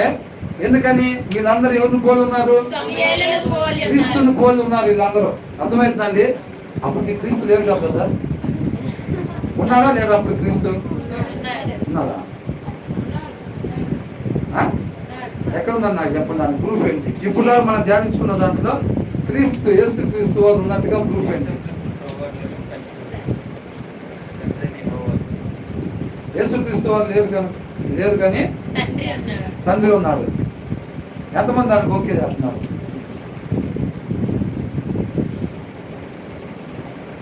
ఇంచుమించుగా బయట కూడా ఎత్తారు. ఎంతమంది? అప్పుడు యేసుక్రీస్తు వారు లేరు కానీ తండ్రి ఉన్నాడు అని ఎంతమందికి తెలుసు? యోహాను సువార్త 1వ అధ్యాయం 1వ వచనం. ఆది యందు గట్టిగా చదవాలి. ఆదియందు వాక్యము ఉండెను, ఆదియందు వాక్యము ఉండెను, ఆ. వాక్యము దేవుని యొద్ద నుండెను, ఆ. వాక్యము దేవుడై ఉండెను, ఆదియందు ఎవరు ఉన్నారంట? వాక్యము వాక్యం. వాక్యం అంటే ఎవరు? దేవుడే. దేవుడు అంటే యేసు. యేసుక్రీస్తు వారు ఉన్నారా లేనప్పుడు? ఉన్నారు. మరి ఆయన లేకముందు ఇదంతా జరిగిందా? లేదు. కాబట్టి వీళ్ళందరూ కూడా ఎవరిని పోలి జీవించారు? యేసు. పౌలు గారు ఏం చెప్తా ఉన్నాడు? నేను క్రీస్తుని పోలి జీవించినట్టుగా మీరు నన్ను పోలి జీవించండి. అంటే మనం పౌలు గారిని పోలి జీవిస్తే ఎవరిని పోలి జీవించినట్టు? క్రీస్తుని పోలి జీవించినట్టే. మనం ఇప్పుడు సమయాన్ని పోలి జీవిస్తే యోనాతాన్ని పోలి జీవించినట్టే. యోనాతాన్ని పోలి జీవిస్తే దావీదుని పోలి జీవించినట్టే. అంతేనా? దాంట్లోకి ఏం కన్ఫ్యూజన్స్ పెట్టుకోవద్దు. ఎందుకంటే ఇది చిన్న సింపుల్ క్వశ్చనే. మొన్నేమో సమయాన్ని పోలి జీవించడం చెప్పాడు బ్రదరు, మళ్ళీ నేనేమో దావీదుని పోలి అన్నది, ఇవాళ యోనాతాన్ని పోలి అంటున్నాడు ఏంటి? అసలు ఇంత మనం ఎవరిని పోలి జీవించాలనే కన్ఫ్యూజన్ లేకుండా, అర్థమవుతుందా? దేవునికి ఇష్టానుసారంగా ఎవరైతే ఉంటారో వాళ్ళందరూ కూడా దేవుని పోలి జీవిస్తున్నారు. కాబట్టి మనందరం కూడా ఆ రీతిగా ఉండాలి. దేవుడు ఇద్దరు వ్యక్తుల ద్వారా, ఒక కుటుంబాల ద్వారా మనతో మాట్లాడుతూ ఉంటాడు. ఆ ఇద్దరిలో ఎవరు దేవుడికి ఇష్టానుసారంగా ఉన్నారు, ఎవరు దేవుడికి ఇష్టానుసారంగా లేరు. అప్పుడు వాళ్ళిద్దరిలో మనం ఎవరు పోలి ఉండాలి? దేవుడికి ఇష్టానుసారంగా ఎవరైతే ఉన్నారో వాళ్ళిద్దరిలో మనం వాళ్ళని పోలి ఉండాలి. ఏది? వీళ్ళిద్దరి విషయంలో. తర్వాత ఇంకొక ఇద్దరి ద్వారా దేవుడు మనతో మాట్లాడుతున్నాడు అనుకో. ఇప్పుడు ఒక ఇద్దరు గురించే రాస్తుందా బైబిల్లో? అనేక మంది ద్వారా గురించి రాస్తుంది. ఇద్దరు కాడికి లేకపోతే నలుగురు కాడికి దేవుడు మాట్లాడుతూ ఉన్నాడు. వాళ్ళలో దేవుడికి ఇష్టమైనట్టుగా ఎవరెవరైతే ఉన్నారో మనం ఆ రీతిగా ఉండాలన్నమాట. మనం ఆ రీతిగా దేవుడిని నమ్మని మహిమపరిచేవారుగా ఉండాలి. ఎవరైతే దేవుడికి ఇష్టం లేనట్టుగా ఉన్నారో వాళ్ళలాగా మనం ఉండకూడదు. అంతే. అర్థమవుతుందండి? తర్వాత సౌలు యోనాతానును చెప్పిన మాట ఆలకించి యెహోవా జీవం తోడు అతనికి మరణ శిక్ష విధింపనని ప్రమాణము చేసెను. చూసారండి, సౌలు ఏమంటున్నాడు? యోనాతాను చెప్పాడు కదా, నిష్కారణంగా ఎందుకు ఆయన దగ్గర నీకు అన్ని రకాలుగా మేలే కలిగితే ఆయన ఎందుకు చంపి నువ్వు పాపం చేస్తున్నావు అని అంటున్నాడు. అవునా? ఆ మాట విన్న తర్వాత ఏమంటున్నాడు సౌలు? యెహోవా జీవం తోడు అతనికి మరణ శిక్ష విధింపనని ప్రమాణము చేసెను. ప్రమాణం అంటే ఏంటి? మాట ఇచ్చాడు అన్నమాట. ఎవరి మీద ఇచ్చాడు అసలు? అది యెహోవా జీవముతోడు. అంటే ఉత్పదం బహుశా అంటే పోయిసారి అనుకున్నాం సార్, మనకు తెలిసిందే ఉందా? అట్లా అనుకోకూడదని బైబిల్ చెబుతుంటే నాకు మొత్తం తెలుసని మనం ఎప్పుడు కూడా అనుకోకూడదంట. మన ఉత్పదాలు ఎట్టుంటే మనకు తెలియదే ఉందా అంటాం. మనకు తెలియంది ఏముందిరా అంట. అదేమో మాట ఏమో చిన్న మాటలాగానే ఉంటుంది, దాని అర్థం చూస్తేనేమో వాక్యానికి విరుద్ధంగానే ఉంటుందన్నమాట. యెహోవా జీవంతోడు అతను మరణ శిక్ష విధింపడని ప్రమాణం. కొంతమంది మాట ఇచ్చిన తర్వాత ఒక 4-5 సంవత్సరాలు తప్పిపోతాడు, 4-5 నెలలు తప్పిపోతాడు. మన సౌలు గురించి చూద్దాం. అప్పుడు యోనాతాను దావీదును పిలుచుకొని పోయి ఆ సంగతులన్నీ అతనికి తెలియజేసి దావీదును సౌలు వద్దకు తీసుకొని రాగా దావీదు మునుపటిలాగున అతని సన్నిధిని నుండెను. చూసారా ఏం చేశాడు? యెహోవా జీవంతోడు ఆయన మాత్రం మరణ శిక్ష విధింపడానికి ఈయన ఏమని చెప్పాడు? ఇక్కడే ఉండి పొలం దగ్గర ఫస్ట్ వచనంలో ఏమన్నా ఉంది? దావీదును తప్పాలి ఎట్లయినా మీరు అందరు కలిసి అన్నప్పుడు పోయి ఆ విషయం దావీదుతో చెప్పాడు. నేను మా నాన్న దగ్గర ఇంకా కనుక్కొని వస్తాను, కనుక్కొని చేశాను నీకు చెప్తాను, ఈ పొలంలోనే ఉందని చెప్పాడు కదా. వెళ్ళి కనుక్కొని వస్తే యెహోవా జీవంతో నేను ఆయన సంపదని చెప్పాడు. చెప్పగానే పోయి దావీదుతో ఆ మాట చెప్పి నీకు ఇబ్బంది ఏం లేదు, ఇంకా నువ్వు వచ్చి సౌలు దగ్గర నుంచి ప్రార్థన లేదని చెప్పాడు. తరువాత యుద్ధము సంభవించినప్పుడు దావీదు బయలుదేరి ఫిలిష్తీయులతో యుద్ధం చేసి వారిని ఓడించి వెనుకకు పారద్రోలి గొప్ప వధ చేయగా యెహోవా జనరల్ గా జరిగేదేగా. యుద్ధం జరిగినప్పుడు ఏంటి అసలు? మిగతా మనం 2 లైన్లు చదవాల్సిన పని లేదు, చదవకుండానే మనం చెప్తాం. సత్యస్వరూప సహవాసం వాళ్ళు ఏం చేస్తారు? తర్వాత 2 లైన్లు చదవకుండానే చెబుతారు. అంతే. దావీదు యుద్ధానికి వెళ్ళారంట. తర్వాత ఏమైంది అని అంటే మనం చెప్పేది అంతే చదవకుండానే. ఆటోమేటిక్గా అక్కడ ఏమైంది? ఆయనకి విజయం వచ్చిందా అపజయం వచ్చిందా? విజయం వచ్చింది. ఎందుకని? దేవుడైనా తోడుకున్న తర్వాత మాకు చెప్పే పని లేదు ఇంకా. అంతేనా కదా? అది మనం కూడా ఆయనతో అట్లాంటి సహవాసం కలిగి ఉండాలి. ఆ సత్యమే మనం స్వతంత్రులుగా చేసేది. యెహోవా యొద్ద నుండి దురాత్మ సౌలు మీదకి వచ్చెను. సౌలు ఈట చేత పట్టుకొని ఇంట కూర్చుండి ఉండెను. దావీదు సితారా వాయించుచు ఉండగా సౌలు ఒకే దెబ్బతో దావీదును గోడకు పొడుచు ఏమైందండి? అసలు ఒక్క వచనమే అర్థం, యెహోవా జీవంతోడు ఆయన మరణాన్ని గురి చేయని చెప్పాడా లేదా? ఇప్పుడు ఏం చేస్తాడంట, వీడు తీసుకొని అసలు ఈయన గుర్తుందంటే ఈయనలో నుంచి పోయి ఆ గోడ గుచ్చుకోవాలంట. నేను అనుకునే ప్రతిసారి చూడండి అసలు లోపల ఎంత ఇదిగా పెట్టుకున్నాడో దావీదు మీద. అవునా? అసలు ఆయన అట్లా కాకుండా దావీదుతో చక్కకుంటే అసలు ఎలా ఉండేదో సౌలు రాజ్యం అసలు. అవునా? దేవుడి నామానికి ఎంత మహిమకరంగా ఉండేది అసలు అది. అసలు వాళ్ళిద్దరు కలిసి ఉంటే కొంతమందికి ఎట్లా అనిపిస్తుంది తెలుసా, వాళ్ళిద్దరు కలిసి కొంతమంది ఏం చేస్తారంటే కొన్ని రాజకీయ నాయకులు ఇష్టపడతారు, వాళ్ళిద్దరు కలుసుకుంటే ఆ పార్టీ వాళ్ళిద్దరు కలుసుకుంటే భలే ఉంటుంది అనుకుంటారు. ఇద్దరు ఈ రోజు కలిసి సిబ్బందితో భలే ఉంటుంది అని అనుకుంటా ఉంటారు కొంతమంది, వాళ్ళకి ఇష్టమైన వాళ్ళు అన్నమాట. అదేవిధంగా సౌలు దావీదు అసలు కలిసి కొంత సమయం ప్రయాణం చేస్తుంటే చక్కగా సఖ్యతగా అది ఎలా ఉండేదో అసలు చూడముచ్చటగా ఉండేది అని అనిపించేది. అసలు ఇప్పుడు 17వ అధ్యాయం చివరిలో గొలియాతుని చంపాడు, ఎవరపై నువ్వు అని అడిగాడు చివరి వచనంలో. అవునా? 18వ అధ్యాయం అంటున్నావుగానే ఏమంటాడు, ఎవరపై నువ్వు వాళ్ళు అడిగిన కొన్ని దాసుడైన ఎస్ఐ కుమారుడు అని చెప్పాడు. అవునా అనగా సరే యోనాతాను మాట్లాడిన తర్వాత ఎమ్మటే ఏమైందంట, వీళ్ళు వచ్చి పాటలు పడేవాళ్ళు వచ్చారు. యుద్ధానికి పోయి రాగానే ఎదురు కొట్టాక వీళ్ళు వచ్చారు. వచ్చేం పాడారు, పాడగానే స్టార్ట్ అయిపోయింది. అసలు ఏమన్నా కలిసి ఉన్నారా? కొద్దిగా సఖ్యతగా ఉన్నారా? లేదు. ఇంకా అక్కడి నుంచే స్టార్ట్ అయిపోయింది. సౌలు ఒకే దెబ్బతో దావీదును గోడకు పొడుచుందన్న తాత్పర్యం కలిగి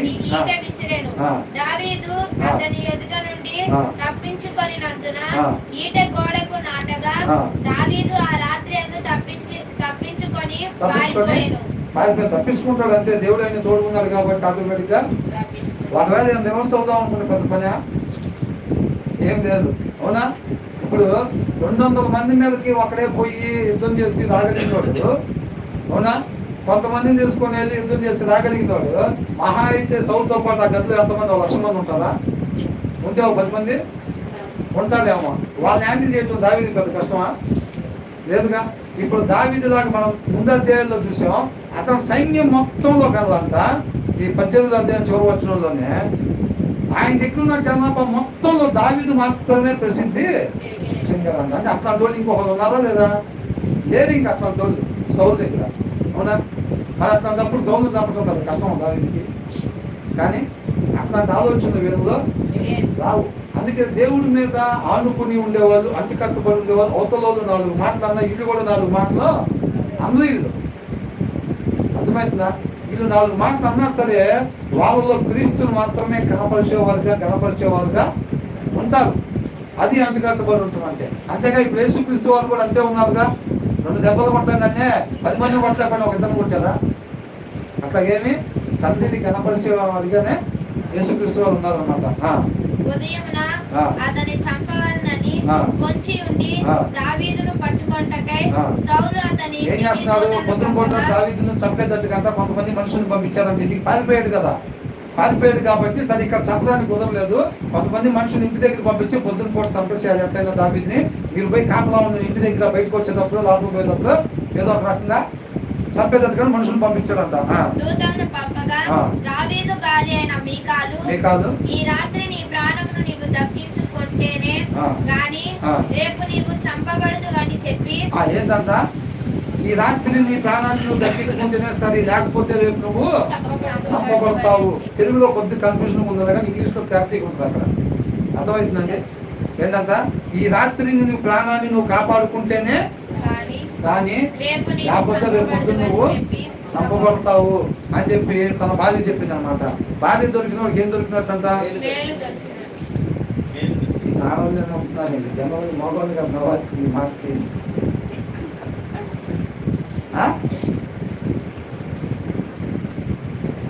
ఏంటి అసలు ఆడవాళ్ళు నవ్వుతున్నారండి? భార్య దొరికిన వాడికి అందరూ భార్యలా? వాళ్ళలో కూడా ఒక టైప్ ఆఫ్ ఉంటారు. కొంతమంది భార్యలతో కాపురం చేయటం అంటే ఎడదగనే వాన లాంటిది అంట. ఎడ లేకుండా పడతానే ఉంది. అది అట్లాంటి వాళ్ళంట తెలిసినా కొంచెం చెప్పలేము బహుశా. సరే నాకు ఎందుకు ఆ సబ్జెక్ట్లో పోతే ఎందుకు మళ్ళీ కిటికీ గుండా ఆ. దావీదును దింపగా ఆ. అతడు తప్పించుకొని పారిపోయాను. చూసారా తన భార్య ఏం చేసిందంట? కిటికీ తన గుండా భర్త దావీదు ప్రాణం కోసం అంటే కిటికీలో నుంచి కింద దింపి పారిపోమని ఎవరు చెప్పారు? భార్య చెప్పకపోతే దావీదు అక్కడే ఉండేవాడే కదా. అక్కడే ఉంటే వాళ్ళు వచ్చేవాళ్ళ కదా. వచ్చేవాళ్ళు తెల్లారే చంపేసేవాళ్ళు. కాబట్టి తన భార్య ఏం చెప్పింది? చంపడం మాత్రమే కాకుండా కిటికీలో నుంచి కిందకి చెప్పింది. సాటి అయినా సహకారి అని అందుకనే అన్నారు. అర్థమవుతుందండి? సాటి అయిన సహకారి ఆ ప్లేస్ లో ఉంటేనే తప్ప వేరే వాళ్ళు సెట్ గారు కొంతమంది ప్రయత్నాలు చేస్తూ ఉంటారు. అది అర్థం అక్కడ చేయకూడదు కదా. ఆ ప్లేస్ లో ఉంటేనే సెట్ అయితే వాళ్ళిద్దరూ కలిసి వాళ్ళిద్దరి పట్ల ఆ కుటుంబం పట్ల దేవుడికి ఒక ప్రత్యేకమైన ప్రణాళిక ఉంటుంది. అది దేవుడి నామానికి మహిమకరంగా చేయాలన్నమాట. అంతేనండి. ఇరువురు వాక్యాన్ని అనుసరించినప్పుడు ఏకభావం ఏక మనసు కలిగి ఉంటారు.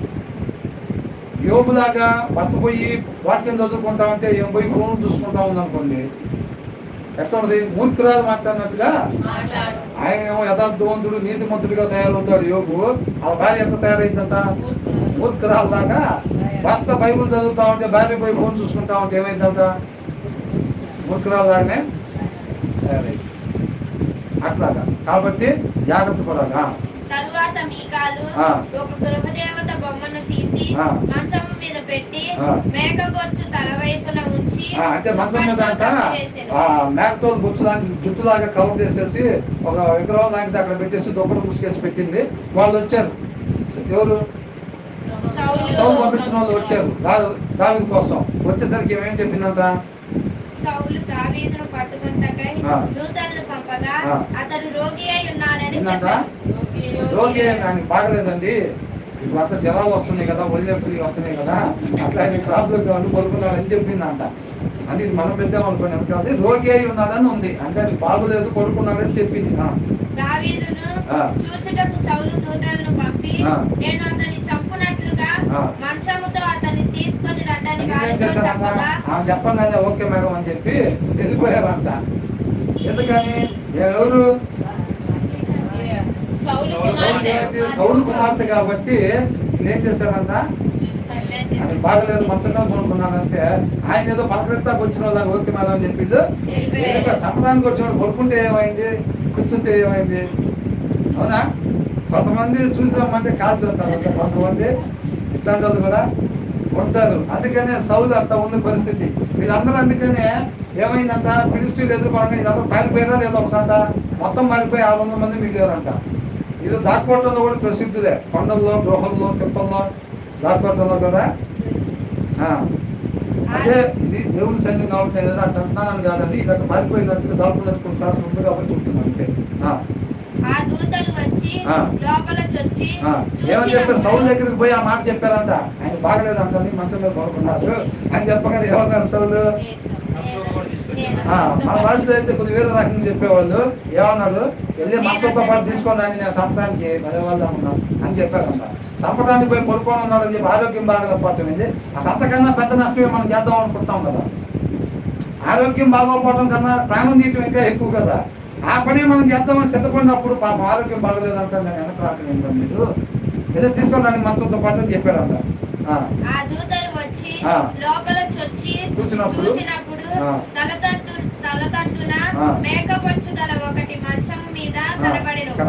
అప్పుడు సౌలు తప్పించుకొని పోవునట్లుగా పోయి చెప్పారు. అక్కడ మనుషులు లేదండి, ఓపెన్ అరేంజ్మెంట్ చేసి పెట్టారు ఇట్లా కానీ చెప్పారు. రోజు ఏం కాదు ఇది సమస్య కదా. అప్పుడు ఆ కూతురు దగ్గరికి వచ్చాడు. అప్పుడు సౌలు తప్పించుకొని పోవునట్లుగా నీవు నా శత్రువుని పంపివేసి వాక్యంలో నుంచి మనం కొన్ని లైన్లు పిక్ చేస్తే ఏమైంది అనుకుంటున్నారు? ఇప్పుడు ఈ లైన్ ఒక్కటే చదివామనుకోండి, అప్పుడు సౌలు తప్పించుకొని పోవునట్లుగా అని చెప్పి చాలండి. ఇక్కడ ఏమవుతుందంటే సౌలు తప్పించుకుని పోతున్నాడంట. మనం కూడా దుష్టు నుంచి తప్పించుకుని పోవాలి. ఏం చేయాలి అని కొంతమంది ప్రసంగాలు వెళ్ళిపోతా ఉంటే ఒక మొక్క తీసుకొని. అవునా? ఏంటంటే ఇక్కడ సౌలు తప్పించుకొని పోతుంది. మరి ఈ లైన్ ఒక్కటే తీసుకుంటే ఏమవుతుంది? అప్పుడు సౌలు తప్పించుకొని పోవునట్లుగా చాలండి అని చెప్తే దాని మీద మనం అల్లుకోవచ్చు. ఇక అవునా? డిజైనింగ్ రోజు ఇవన్నీ ఉంటాయి కదా, ఇంకా అల్లుకోవడం స్టోరీ అల్లుకొని వెళ్ళిపోవచ్చు. సౌలు అంటారంట కుమార్తెతో, తప్పించుకొని పోవునట్లుగా నీవు నా శత్రువుని అడగగా ఆ. మీకాలు ఆ. నేనెందుకు నిన్ను చంపవలెను, ఆ. నన్ను పోనిమ్మని ఆ. దావీదు నాతో చెప్పినందుకును తనతో చెప్పినందుకని సౌలుతో అనెను. చూసారా, కోపం వచ్చి ఏం చేశాడంట, తన కుమార్తె దగ్గరికి వచ్చాడు. ఆ సరైన కారణం చెప్పకపోతే మీకాలు కూడా ఉండేదే. యోనాతాన్ని చంపడానికి వెనకాడలేదు, అవునా కదా? యోనాతాన్ని కూడా తేనె కొద్ది నాకే, నేను ఎక్కడ జరిగింది ప్రాబ్లం అని అంటే, అడవిలో నుంచి వచ్చేటప్పుడు తేనె కొద్ది తిన్నా నేనని చెప్పాడా? నువ్వు ఖచ్చితంగా నువ్వు మరణానికి గురి కావాల్సిందే అని చెప్పాడా లేదా? చెప్పాడు.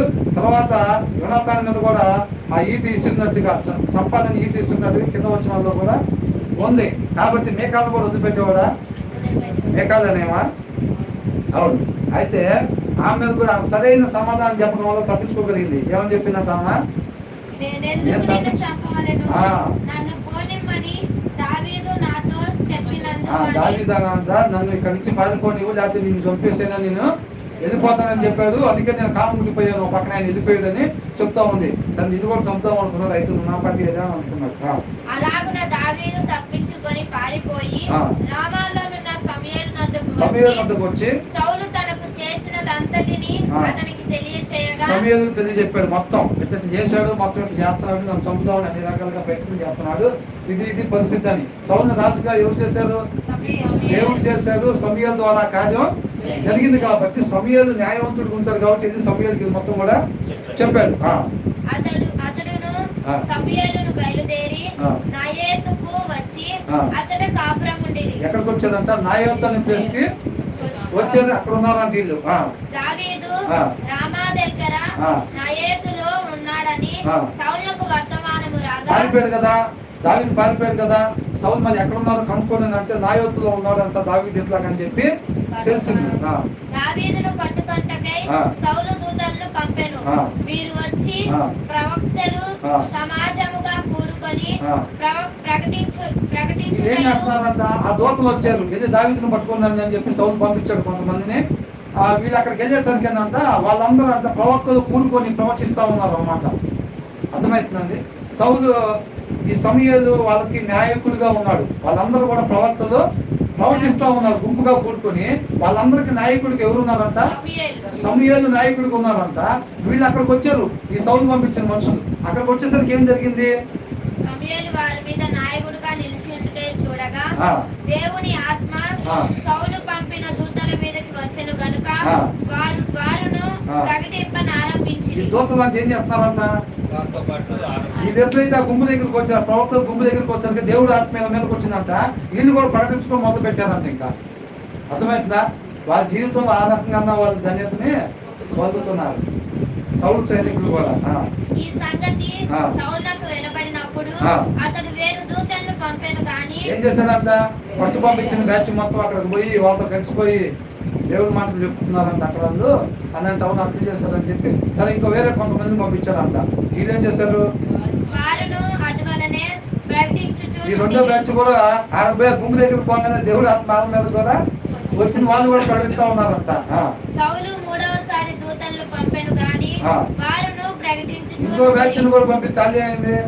వాళ్ళ మీద కూడా దేవుడు ఆత్మ వచ్చింది, వాళ్ళు కూడా ప్రకటిస్తా ఉన్నారు అక్కడ కూర్చొని. ఇంకా కడవరిసారి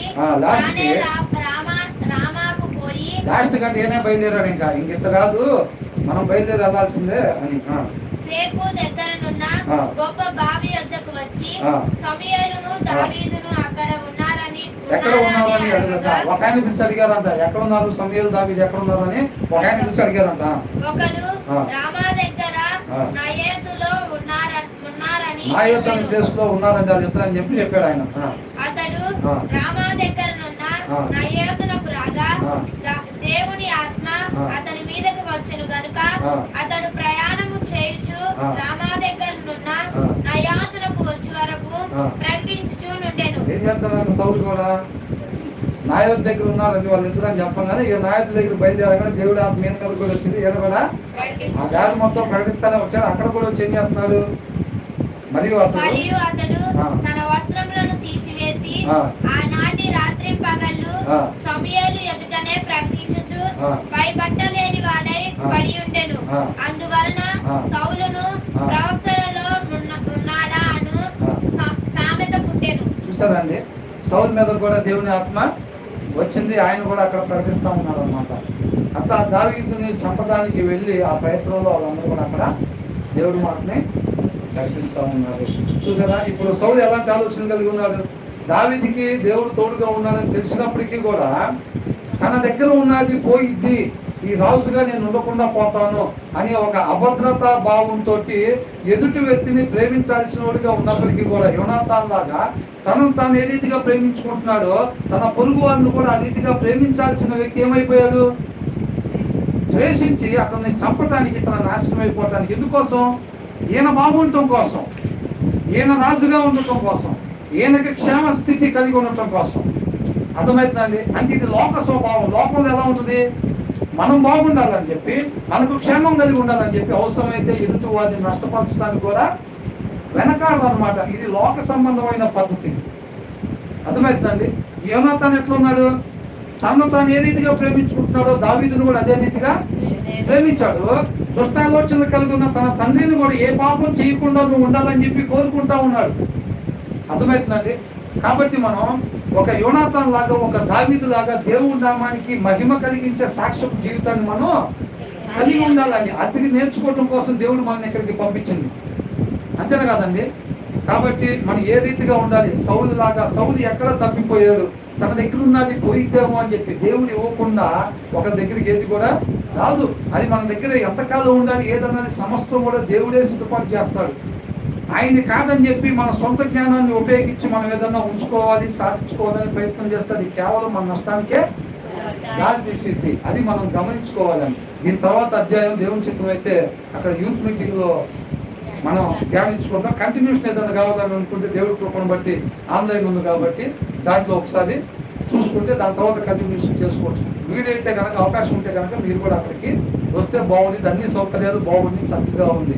దేవుడి కృపను బట్టి, బ్రదర్ ప్రేమను బట్టి మనం అందరం కూడా ఏ ఇబ్బంది లేకుండా దేవుని వాక్యాన్ని చక్కగా పొందుకోగలుగుతున్నాం. సమస్త మహిమ ఘనత ప్రభావం దేవునికే కలుగుతాం.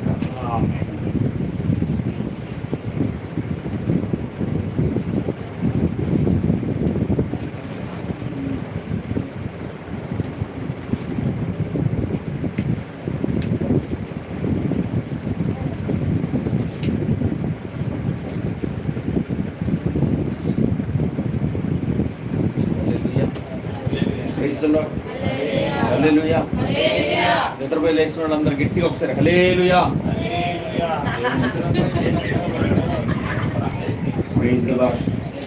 ఎందుకంటే వాతావరణం ఎలా ఉందంటే అలాంటి మా తిట్టినా కూడా పొడుగునేటట్టున్నారు. వాళ్ళు తిడతా ఉన్నా కూడా ఈ వాతావరణానికి మాకు చక్కగా నిద్ర వచ్చేసారు. చెప్తే తిట్టుకోరు కూడా సాధారణంగా వాళ్ళు హెచ్చరిస్తారా కూడా ఏం పట్టించుకునే పరిస్థితి వాతావరణం లేదు. ఎందుకంటే శరీరాలు ఉన్నారు కాబట్టి ఆ రీతిగా కొనసాగుతున్నట్టు కనిపించింది. అందుకనే ఆ రీతిగా కొనసాగాల్సి వచ్చింది. దేవుని స్తోత్రం కలుగుతుంది. హల్లెలూయా. యూట్యూబ్ ఛానల్ పెట్టి దేవుడు నాకైతే మేలు చేశాడని అనిపించింది. దేవుని స్తోత్రం. ఒకవేళ నిద్రపోయి కమ్ముకుని నేను మర్చిపోయింది ఏదైనా మళ్ళీ కమ్ముకుని తీసుకొని ఏం చెప్పారో మళ్ళీ చూసుకోవడానికి నాకు మంచి అవకాశం ఉంది. అందుని బట్టి దేవుడికి స్తోత్రం. మీరు ఎలాంటి ఆలోచనలు ఉన్నారో నాకు తెలియదు కానీ దేవునికి మహిమ కలుగుతుంది కాదు. ఏం నేర్చుకున్నా కూడా కష్టాలు ఎదురైనా నా యాత్రను సాగించు, నష్టాలలోనైనా స్తుతి చేయుట నేర్పించు, నేనున్న స్థితిలోనే సంతృప్తిని కలిగించు, ఏమున్న లేకున్నా నీ కొరకే బ్రతికించు. సౌలు ఏ రీతిలో ఉండాలని ఆలోచన చేశాడంటే దావీదు ఎలాగైతే నడుచుకుంటాడో అలాగ ఉండాలని దేవుడు సౌలు మీద ఆలోచన చేసి ఇచ్చాడు. దేవుడి స్తోత్రం కలుగుతుంది కాక. అలా దావీదు ఎలాగైతే ఉన్నాడో సౌలు అలా ఉండంటే శాశ్వత కాలం ఆయన రాజుగా ఉండేవాడే లేదా? ఉండేవాడు చక్కగా. సౌలుకి నేర్పిస్తున్నాడు, నువ్వు ఏం కోల్పోయావో చూసుకో, ఎదురు నీకు కనపడుతానంటే దావీదు దగ్గర నేర్చుకునే అవకాశం మాత్రం కనపడలేదు. కానీ ఈరోజు నీకు నాకు మాత్రం అవకాశం మాత్రం బాగా కలెక్ట్ చేశాడు. దేవుని స్తోత్రం కలుగుతుంది.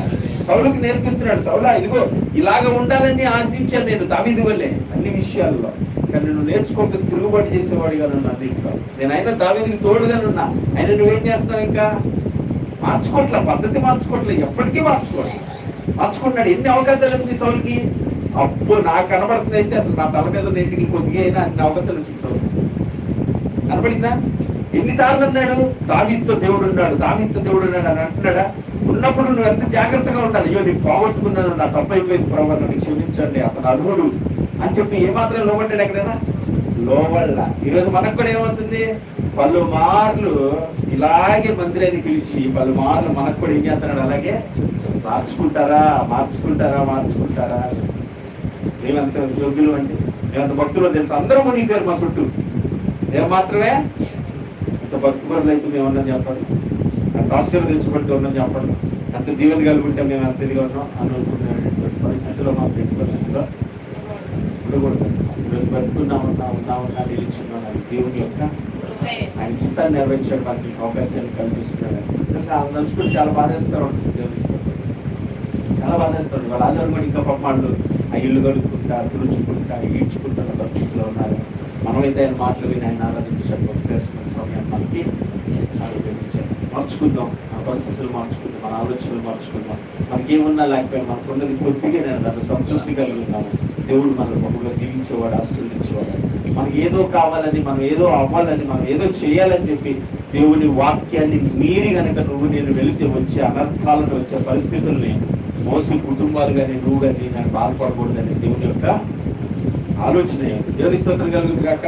అట్లా నడుద్దామండి దేవుని వాక్యానుసారంగానే. దావీదు వల్ల నేను అడుగుతాం దేవుని స్తోత్రం అని క్రీస్తును పొలికి కనుక ఆ పొలికలను మన జీవితంలో అందరూ కలుమూసుకొని ప్రార్థన చేశారు. దేవుని స్తోత్రం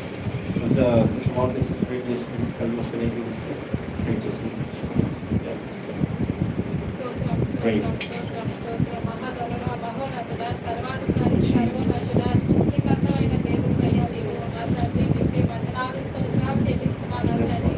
ఇప్పుడు దాకా నా ప్రభావ నేను ఆరాధించుకోవడానికి, నేను స్తుతించుకోవడానికి ఇటువంటి కృపను నా ప్రభావ మాకు దయచేసిన రీతిని బట్టి వందనాలండి. నా ప్రభావ ప్రతి ఒక్కరితో మాతో మాట్లాడే రీతిని బట్టి మీకే వందనాలండి. మా జీవితాన్ని మార్చండి నా ప్రభావ, మీ చిత్తానుసారంగా జీవించడానికి సహాయం చేయండి నా ప్రభావ. నా తండ్రి దేవా, నా ప్రభావ ఈ లోకంలో బ్రతకాలంటే నా ప్రభావ ఎంతో కష్టం నా తండ్రి. లోకాశాల్లో నా ప్రభావ ఏనాడు మేము పడిపోకుండా దేవా నా తండ్రి మా మాట తీరు కానీ మా ప్రవర్తన కానీ నా ప్రభావ నా తండ్రి ఎల్లప్పుడూ నిన్ను మహిమపరిచే వారికి సహాయం చేసేసారా నా తండ్రి. సౌలు వలె కాక నా ప్రభావ, దావీదు వలె నా ప్రభావ మీ మాటకి లోబడి జీవితాన్ని మాకు దయచేసేసారా నా ప్రభావ. ఈ కొద్దిపాటి జీవితాన్ని నా ప్రభావ తృప్తిగా నా ప్రభావ, సంతోషంగా నా ప్రభావ నిన్ను మహిమపరిచేవారిగా, నిన్ను ఆరాధించేవారిగా నా తండ్రి మా జీవితాన్ని మార్చేసేసారా నా ప్రభావ. నా తండ్రి దేవా, ఎంతో మంది నా ప్రభావ ఇటువంటి యోగ్యత, ఇటువంటి భాగ్యం లేదు నా ప్రభావ నీకు ఆరాధించడానికి. ఇటువంటి కృపను నా ప్రభావ, ఈ స్థలాన్ని నా ప్రభావ నా తండ్రి నా ప్రభావ నువ్వు ఏర్పరచుకున్న విధానాన్ని బట్టి మీకే వందనాలు నా తండ్రి దేవా. నా ప్రభావ ఎవరైతే నా ప్రభావ నా తండ్రి వరదల వల్ల నా ప్రభావ ఇబ్బందులు పడుతున్నారో నా ప్రభావ దేవా నా తండ్రి వారిని రక్షించండి, కాపాడండి వేసేయా నా తండ్రి. మేమందరం కూడా ఏం నేర్చుకోవాలో నా ప్రభావ నేర్చుకోవడానికి సహాయం చేయండి నా తండ్రి. మేము ఈ రోజున ఇటువంటి స్థితిలో ఉన్నాము అంటే నీ కృపే నా తండ్రి. మా తెలివితేటలు కానీ, మా మాట తీరు కానీ నా తండ్రి, మా స్థితి కాదు కానీ నా ప్రభావ నీ యొక్క కృప నా తండ్రి. ఈ యొక్క కృపల వల్ల నా ప్రభావ మేము ఈ రోజున నా ప్రభావ సజీవంగా ఉన్నాము నా తండ్రి. నీకే వందనాలు నా తండ్రి. ఈ యొక్క మాట వినడానికి నా ప్రభావ నీ కృప ఉండాలి నా తండ్రి. అటువంటి నా ప్రభావ సహాయం చేసే రీతిని బట్టి మీకే వందనాలు నా తండ్రి. అనుదినం నా ప్రభావ వాక్యం చదువుకోవడానికి సహాయం చేసేసా నా ప్రభావ, కృపను దయచేసేసా నా తండ్రి. వృత్తి చదివే వారిగా కాకుండా నా ప్రభావ మా జీవితాల్లో నా ప్రభావ అప్లై చేసుకునే వారిగా, సహోదరులు ప్రేమ కలిగి నా ప్రభావ మేము జీవించే వారిగా సహాయం చేయండి నా తండ్రి. ఎవరైతే ఇబ్బందుల్లో ఉన్నారో నా ప్రభావ ఈ యొక్క ప్రేమ చూపించే వారిగా నా తండ్రి మా హృదయాన్ని మార్చేసా. కృప కలిగిన దేవుడు అయ్యా నీవు నా తండ్రి, ప్రేమ చూపించిన దేవుడు అయ్యా నీవు నా తండ్రి.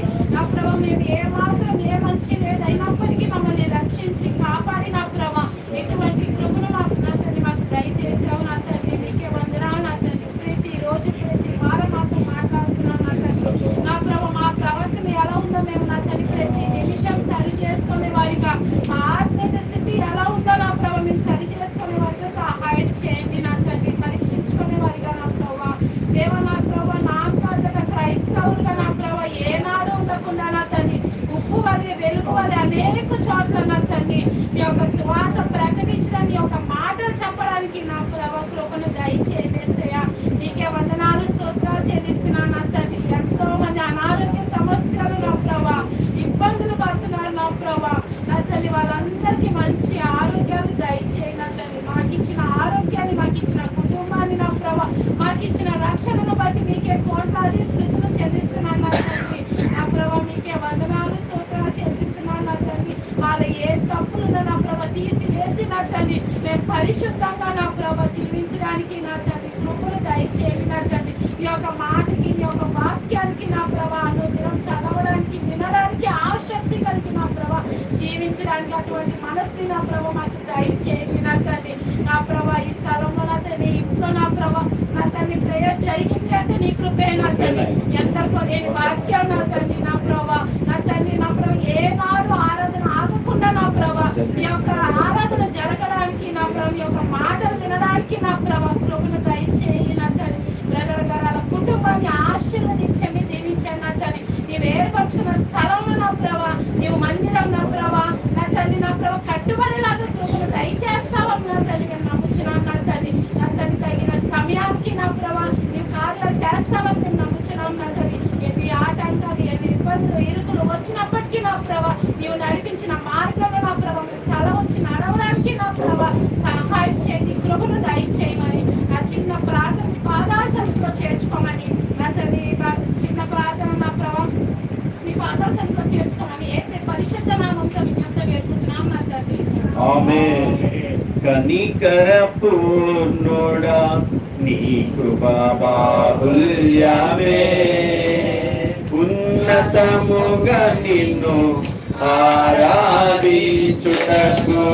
కనికర పూర్ణుడా నీ కృపా బాహుల్యమే ఉన్నతముగా నిన్ను ఆరాధించుటకు.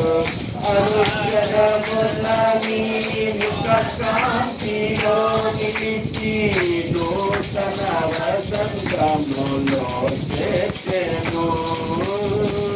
అనుక్షణములని ముఖ కాంతిలో నిలిచి నూతన వసంతములో చేసెను.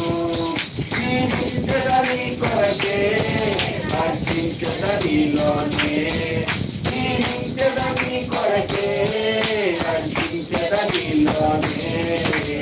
అల్ప ఓమేగయైన మహిమాన్వితుడా అద్వితీయ సత్యవంతుడా నిరంతరం స్తోత్రుడా. అల్ప ఓమేగయైన మహిమాన్వితుడా అద్వితీయ సత్యవంతుడా నిరంతరం స్తోత్రుడా. రాత్రిలో శాంతి కిరణమా పగటిలో కృపా నిలయమా మోదిని మనసు సంగ్రహించే సత్యవాక్యమా నాతో స్నేహమై నా సౌఖ్యమై నన్ను నడిపించే నా యేసయ్యా. నాతో స్నేహమై నా సౌఖ్యమై నన్ను నడిపించే నా యేసయ్యా. హల్లెలూయా. ప్రార్థనతో ముగిస్తున్నాం. పరిశుద్ధుడు ప్రేమమైన తండ్రి నీకే వందనాలు స్తోత్రాలు స్తుతులు చెల్లిస్తున్నాను. ఆయన నమ్మదగిన దేవుడు నా తండ్రి. నీకన్నా గొప్పది, నీకన్నా తండ్రి యోగ్యమైనది, నీకమైనది ఏది లేదు నా తండ్రి. అది గ్రహించలాగున నీ వాక్యం మాకు అనుగ్రహించారు. అందుని బట్టి క్రీస్తు స్తుతులు స్తోత్రాలు వందనాలు మీకు చెల్లిస్తున్నా తండ్రి. నాయన ఈ దినం నీ ప్రేమను బట్టి వాతావరణం అనుకూలించిపోయిన, పరిస్థితులు అనుకూలించిపోయిన ఈ స్థలంలో నాయన నీ నామాన్ని స్తుతించి ఆరాధించి జీవం కలిగి నీ మాటలు వినటకు మాకు ఇచ్చినటువంటి సమయాన్ని, ఈ స్థలాన్ని, ఈ సౌకర్యాలంతటిని బట్టి క్రీస్తునందు కృతజ్ఞతాస్తుతులు మీకు చెల్లిస్తున్నాను. ఇది మీ సమకూర్పు, ఇది మీ ఏర్పాటు నాయన. మాకు కాదు మీ కృపాసక్తులను బట్టి మీ నామమునికి సర్వ మహిమ ఘనత ప్రభావం ఆపాదిస్తూ స్తుతిస్తున్నాను. అయ్యా మీ దాసుడు సహోదరుని నిలబెట్టుకుని అయ్యా మీరు మాట్లాడిన ప్రతి మాట మా హృదయంలో చేర్చుకోవడానికి సార్ ఏదో విని విడిచిపెట్టేవారిగా కాక అనుసరించేవారిగా, గాయకొనేవారిగా తండ్రి. ఎన్ని కష్టాలు, ఎన్ని ఇబ్బందులు, ఎన్ని సమస్యలు, ఎన్ని వ్యతిరేకతలు, ఎన్ని పోరాటం, మా ప్రాణమైపోయే పరిస్థితి వచ్చినాం. వాక్యాన్ని దాటకుండా ఆయన వాక్యాన్ని అనుసరించే వారికి ఉండటానికి సహాయం చేయండి. దావీదు నాయన తన ప్రాణం మీదకి వచ్చిందని తెలిసినా కూడా నా తండ్రి తన ప్రాణం పోతని తెలిసినా కూడా ఏమాత్రం వెనుదిరగలేదు నా తండ్రి నాయన. సౌలు చంపడానికి ఎన్ని అవకాశాలు ఉన్నా కూడా నా తండ్రి నాయన ఏమాత్రం నా అభిషక్తులను ముట్టన్నాడు నా తండ్రి నాయన. అయ్యా నీ మాటకి ఎంత విధేయుడు చూపించాడు, విధేయత చూపించాడు నాయన. ఈ హృదయానుసారుడు మనుషులుగా చేసుకున్నాం అన్ని బిడ్డలుగా మేము ఉండటానికి మాకు మీ కృపను అనుగ్రహించండి. మా వల్ల కానిది నాయన అయ్యా మేము నెరవేర్చలేదు, మాకు అసాధ్యం లేదు, నీకు సమస్తము సాధ్యము కనుక ఈ వాక్యానుసారంగా జీవించే కృప దయచేయమని. మామూలు మా సహోదరులు ప్రేమించేవారిగా, ద్వేషించేవారిగా కాక, ఏలెత్తి చూపించేవారిగా కాక అయ్యా ప్రార్థించేవారిగా, ప్రేమించేవారిగా, సహాయపడేవారిగా ఉండడానికి సహాయం చేయమని ప్రార్థిస్తున్నాను. నీ పాదాలు చదువు పెడుతున్నాను, నీ కృపనే కోరుకుంటున్నాను తండ్రి నాయన. వందనాలు. వచ్చిన ప్రతి బిడ్డలను దీవించండి. ఆ మాటల్లో నాయన నీ వాక్యం వారి హృదయాలు స్థిరపరచండి. ఎక్కడ ఉన్నా, ఏ స్థితిలో ఉన్నా, ఏ పరిస్థితిలో ఉన్నా నీ మాటలు మర్చిపోక వాడిని ధ్యానించడానికి సహాయం చేయండి నా తండ్రి. జ్ఞాపకంలో ఉండటానికి సహాయం చేయండి నాయన. ఆలోచనలో ఉండటానికి, ప్రవర్తనలో ఉండటానికి, నడతల్లో ఉండటానికి, మాటల్లో ఉండటానికి, క్రియల్లో ఉండటానికి నీవే కృపను అనుగ్రహించమని ప్రార్థిస్తున్నాను. కృపాశక్తి సంపూర్ణ నీ పాదాలు చెంత పెడుతున్నాను. వచ్చిన ప్రతి బిడ్డను బలపరచండి.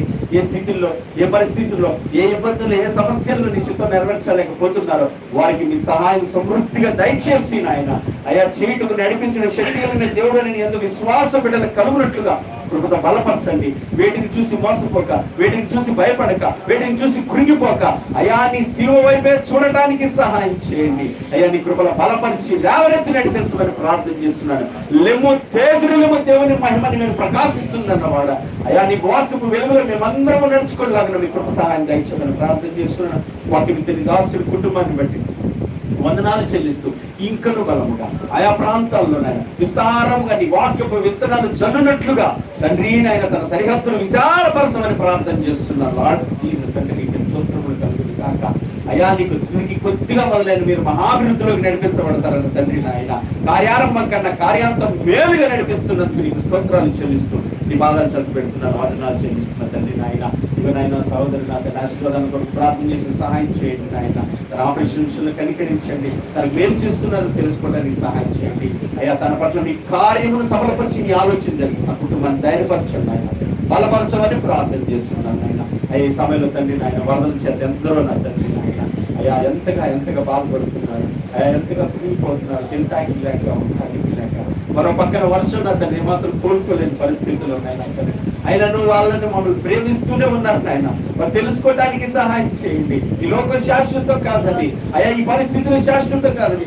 శాశ్వతమైన దేవుడు ఎవరైతే తెలుసుకోలేకపోతున్నారో వాళ్ళు తెలుసుకోవడానికి మీ తట్టు తిరగడానికి సహాయం చేయండి. ఎవరైతే రక్షణ పొంది సేవకులే కానీ విశ్వాసం ఆ పరిస్థితిలో ఉన్నారో ఏమి నేర్చుకోవాలో, ఎలాగ నేను గ్రహించాలో నాయన, ఏ స్థితిలోనైనా నేను మహిమపరచగలిగిన బిడ్డలుగా నాయన బిడ్డలు బలపరచమని ప్రార్థన చేస్తున్నా. నీకు వందనాలు స్తోత్రాలు మీకు చెల్లిస్తూ మీ కృపలో నాయన సమస్తం జరిగించమని, మీ చిత్తానికి మీరు లోబడి నడుచుకున్నట్టు ఆలోచన జీవించి వారిని అందరికీ అనుగ్రహించమని, ప్రతి విషయాన్ని బట్టి మీ నామమునికి సర్వ మహిమ ఘనత ఆపాదిస్తూ స్తుతిస్తూ ఉంటున్నాను.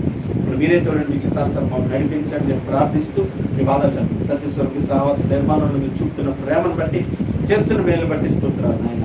మీ చిత్తమే నాయన, ఎప్పటికైనా మీ ఇష్టమేనా తండ్రి నాయన. మా ఆలోచనలు మా ఉద్దేశంలో ఎక్కడ పనిచేయనిక నీ ఆలోచనలు నెరవేర్చబడును కాక నా తండ్రి. నీకు స్తోత్రం కలుగును కాక నా తండ్రి. అయ్యా నీకు వందనాలు, నీకు స్తోత్రాలు, నీకే స్తుతులు చెల్లిస్తున్నాను తండ్రి నాయన. అయ్యా తండ్రి నాయన ఓర్పు పరీక్ష నిరీక్షణ కలగజేస్తుందని ఎరుగు అంటున్నాను తండ్రి. నీకు స్తోత్రాలు కలుగును కాక. సమస్త ఘనత మహిమ ప్రభావం నీకే చెల్లిస్తూ స్తుతిస్తూ యేసుక్రీస్తు పరిశుద్ధ నామమున మంచి తరుణం సమయాన్ని బట్టి జీవం కలిగిన మాటలను బట్టి అయ్యా మీ దివ్యాలను బట్టి కృతజ్ఞతాస్తుతులు చెల్లిస్తూ యేసుక్రీస్తు ఘనమైన నామమున కృతజ్ఞతలతో వేడుకుంటున్నాను. ఆమేన్. పరలోకమందున మా తండ్రి నీ నామం పరిశుద్ధపరచబడును గాక. నీ రాజ్యం మాకు వచ్చును గాక. నీ చిత్తమే పరలోకమందు నెరవేర్చున్నట్టు భూమి యందు నెరవేరును. కావలసిన ఆహారాన్ని మీరు మాకు దయచేయండి. బలి అపరాధం చేసినందుకు క్షమించులాగున మా ప్రార్థన శోధనలకు తేగా ఇక రాజ్యము పరలోక శక్తి ఆశీర్వాదంతో ముగించుకుందాం. సర్వ సృష్టికర్త అయిన మన తండ్రి అయిన దేవుని ప్రేమి, సర్వమానవాళి రక్షకుడైన మన ప్రభువైన యేసుక్రీస్తు వారికి ఒకటి మనల్ని ఆదరించి బలపరిచి తండ్రి చిత్తం మన ఇందులో జరిగించి తండ్రి రాత్రి సిద్ధపరచబడి ఆత్మీయంగా చేసిన సహవాసము సన్నిధి ఆదరణ కూడి ఉన్న మనందరికీ వరదల్లో ఉన్నటువంటి ప్రతి కుటుంబానికి ప్రతి బిడ్డకును సదా తోడుగుండి ఆయన కృపలో బలపరిచి నడిపించుగాక.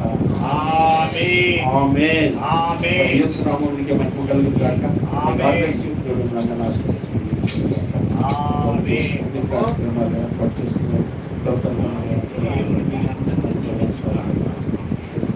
ప్రార్థన చేద్దాము.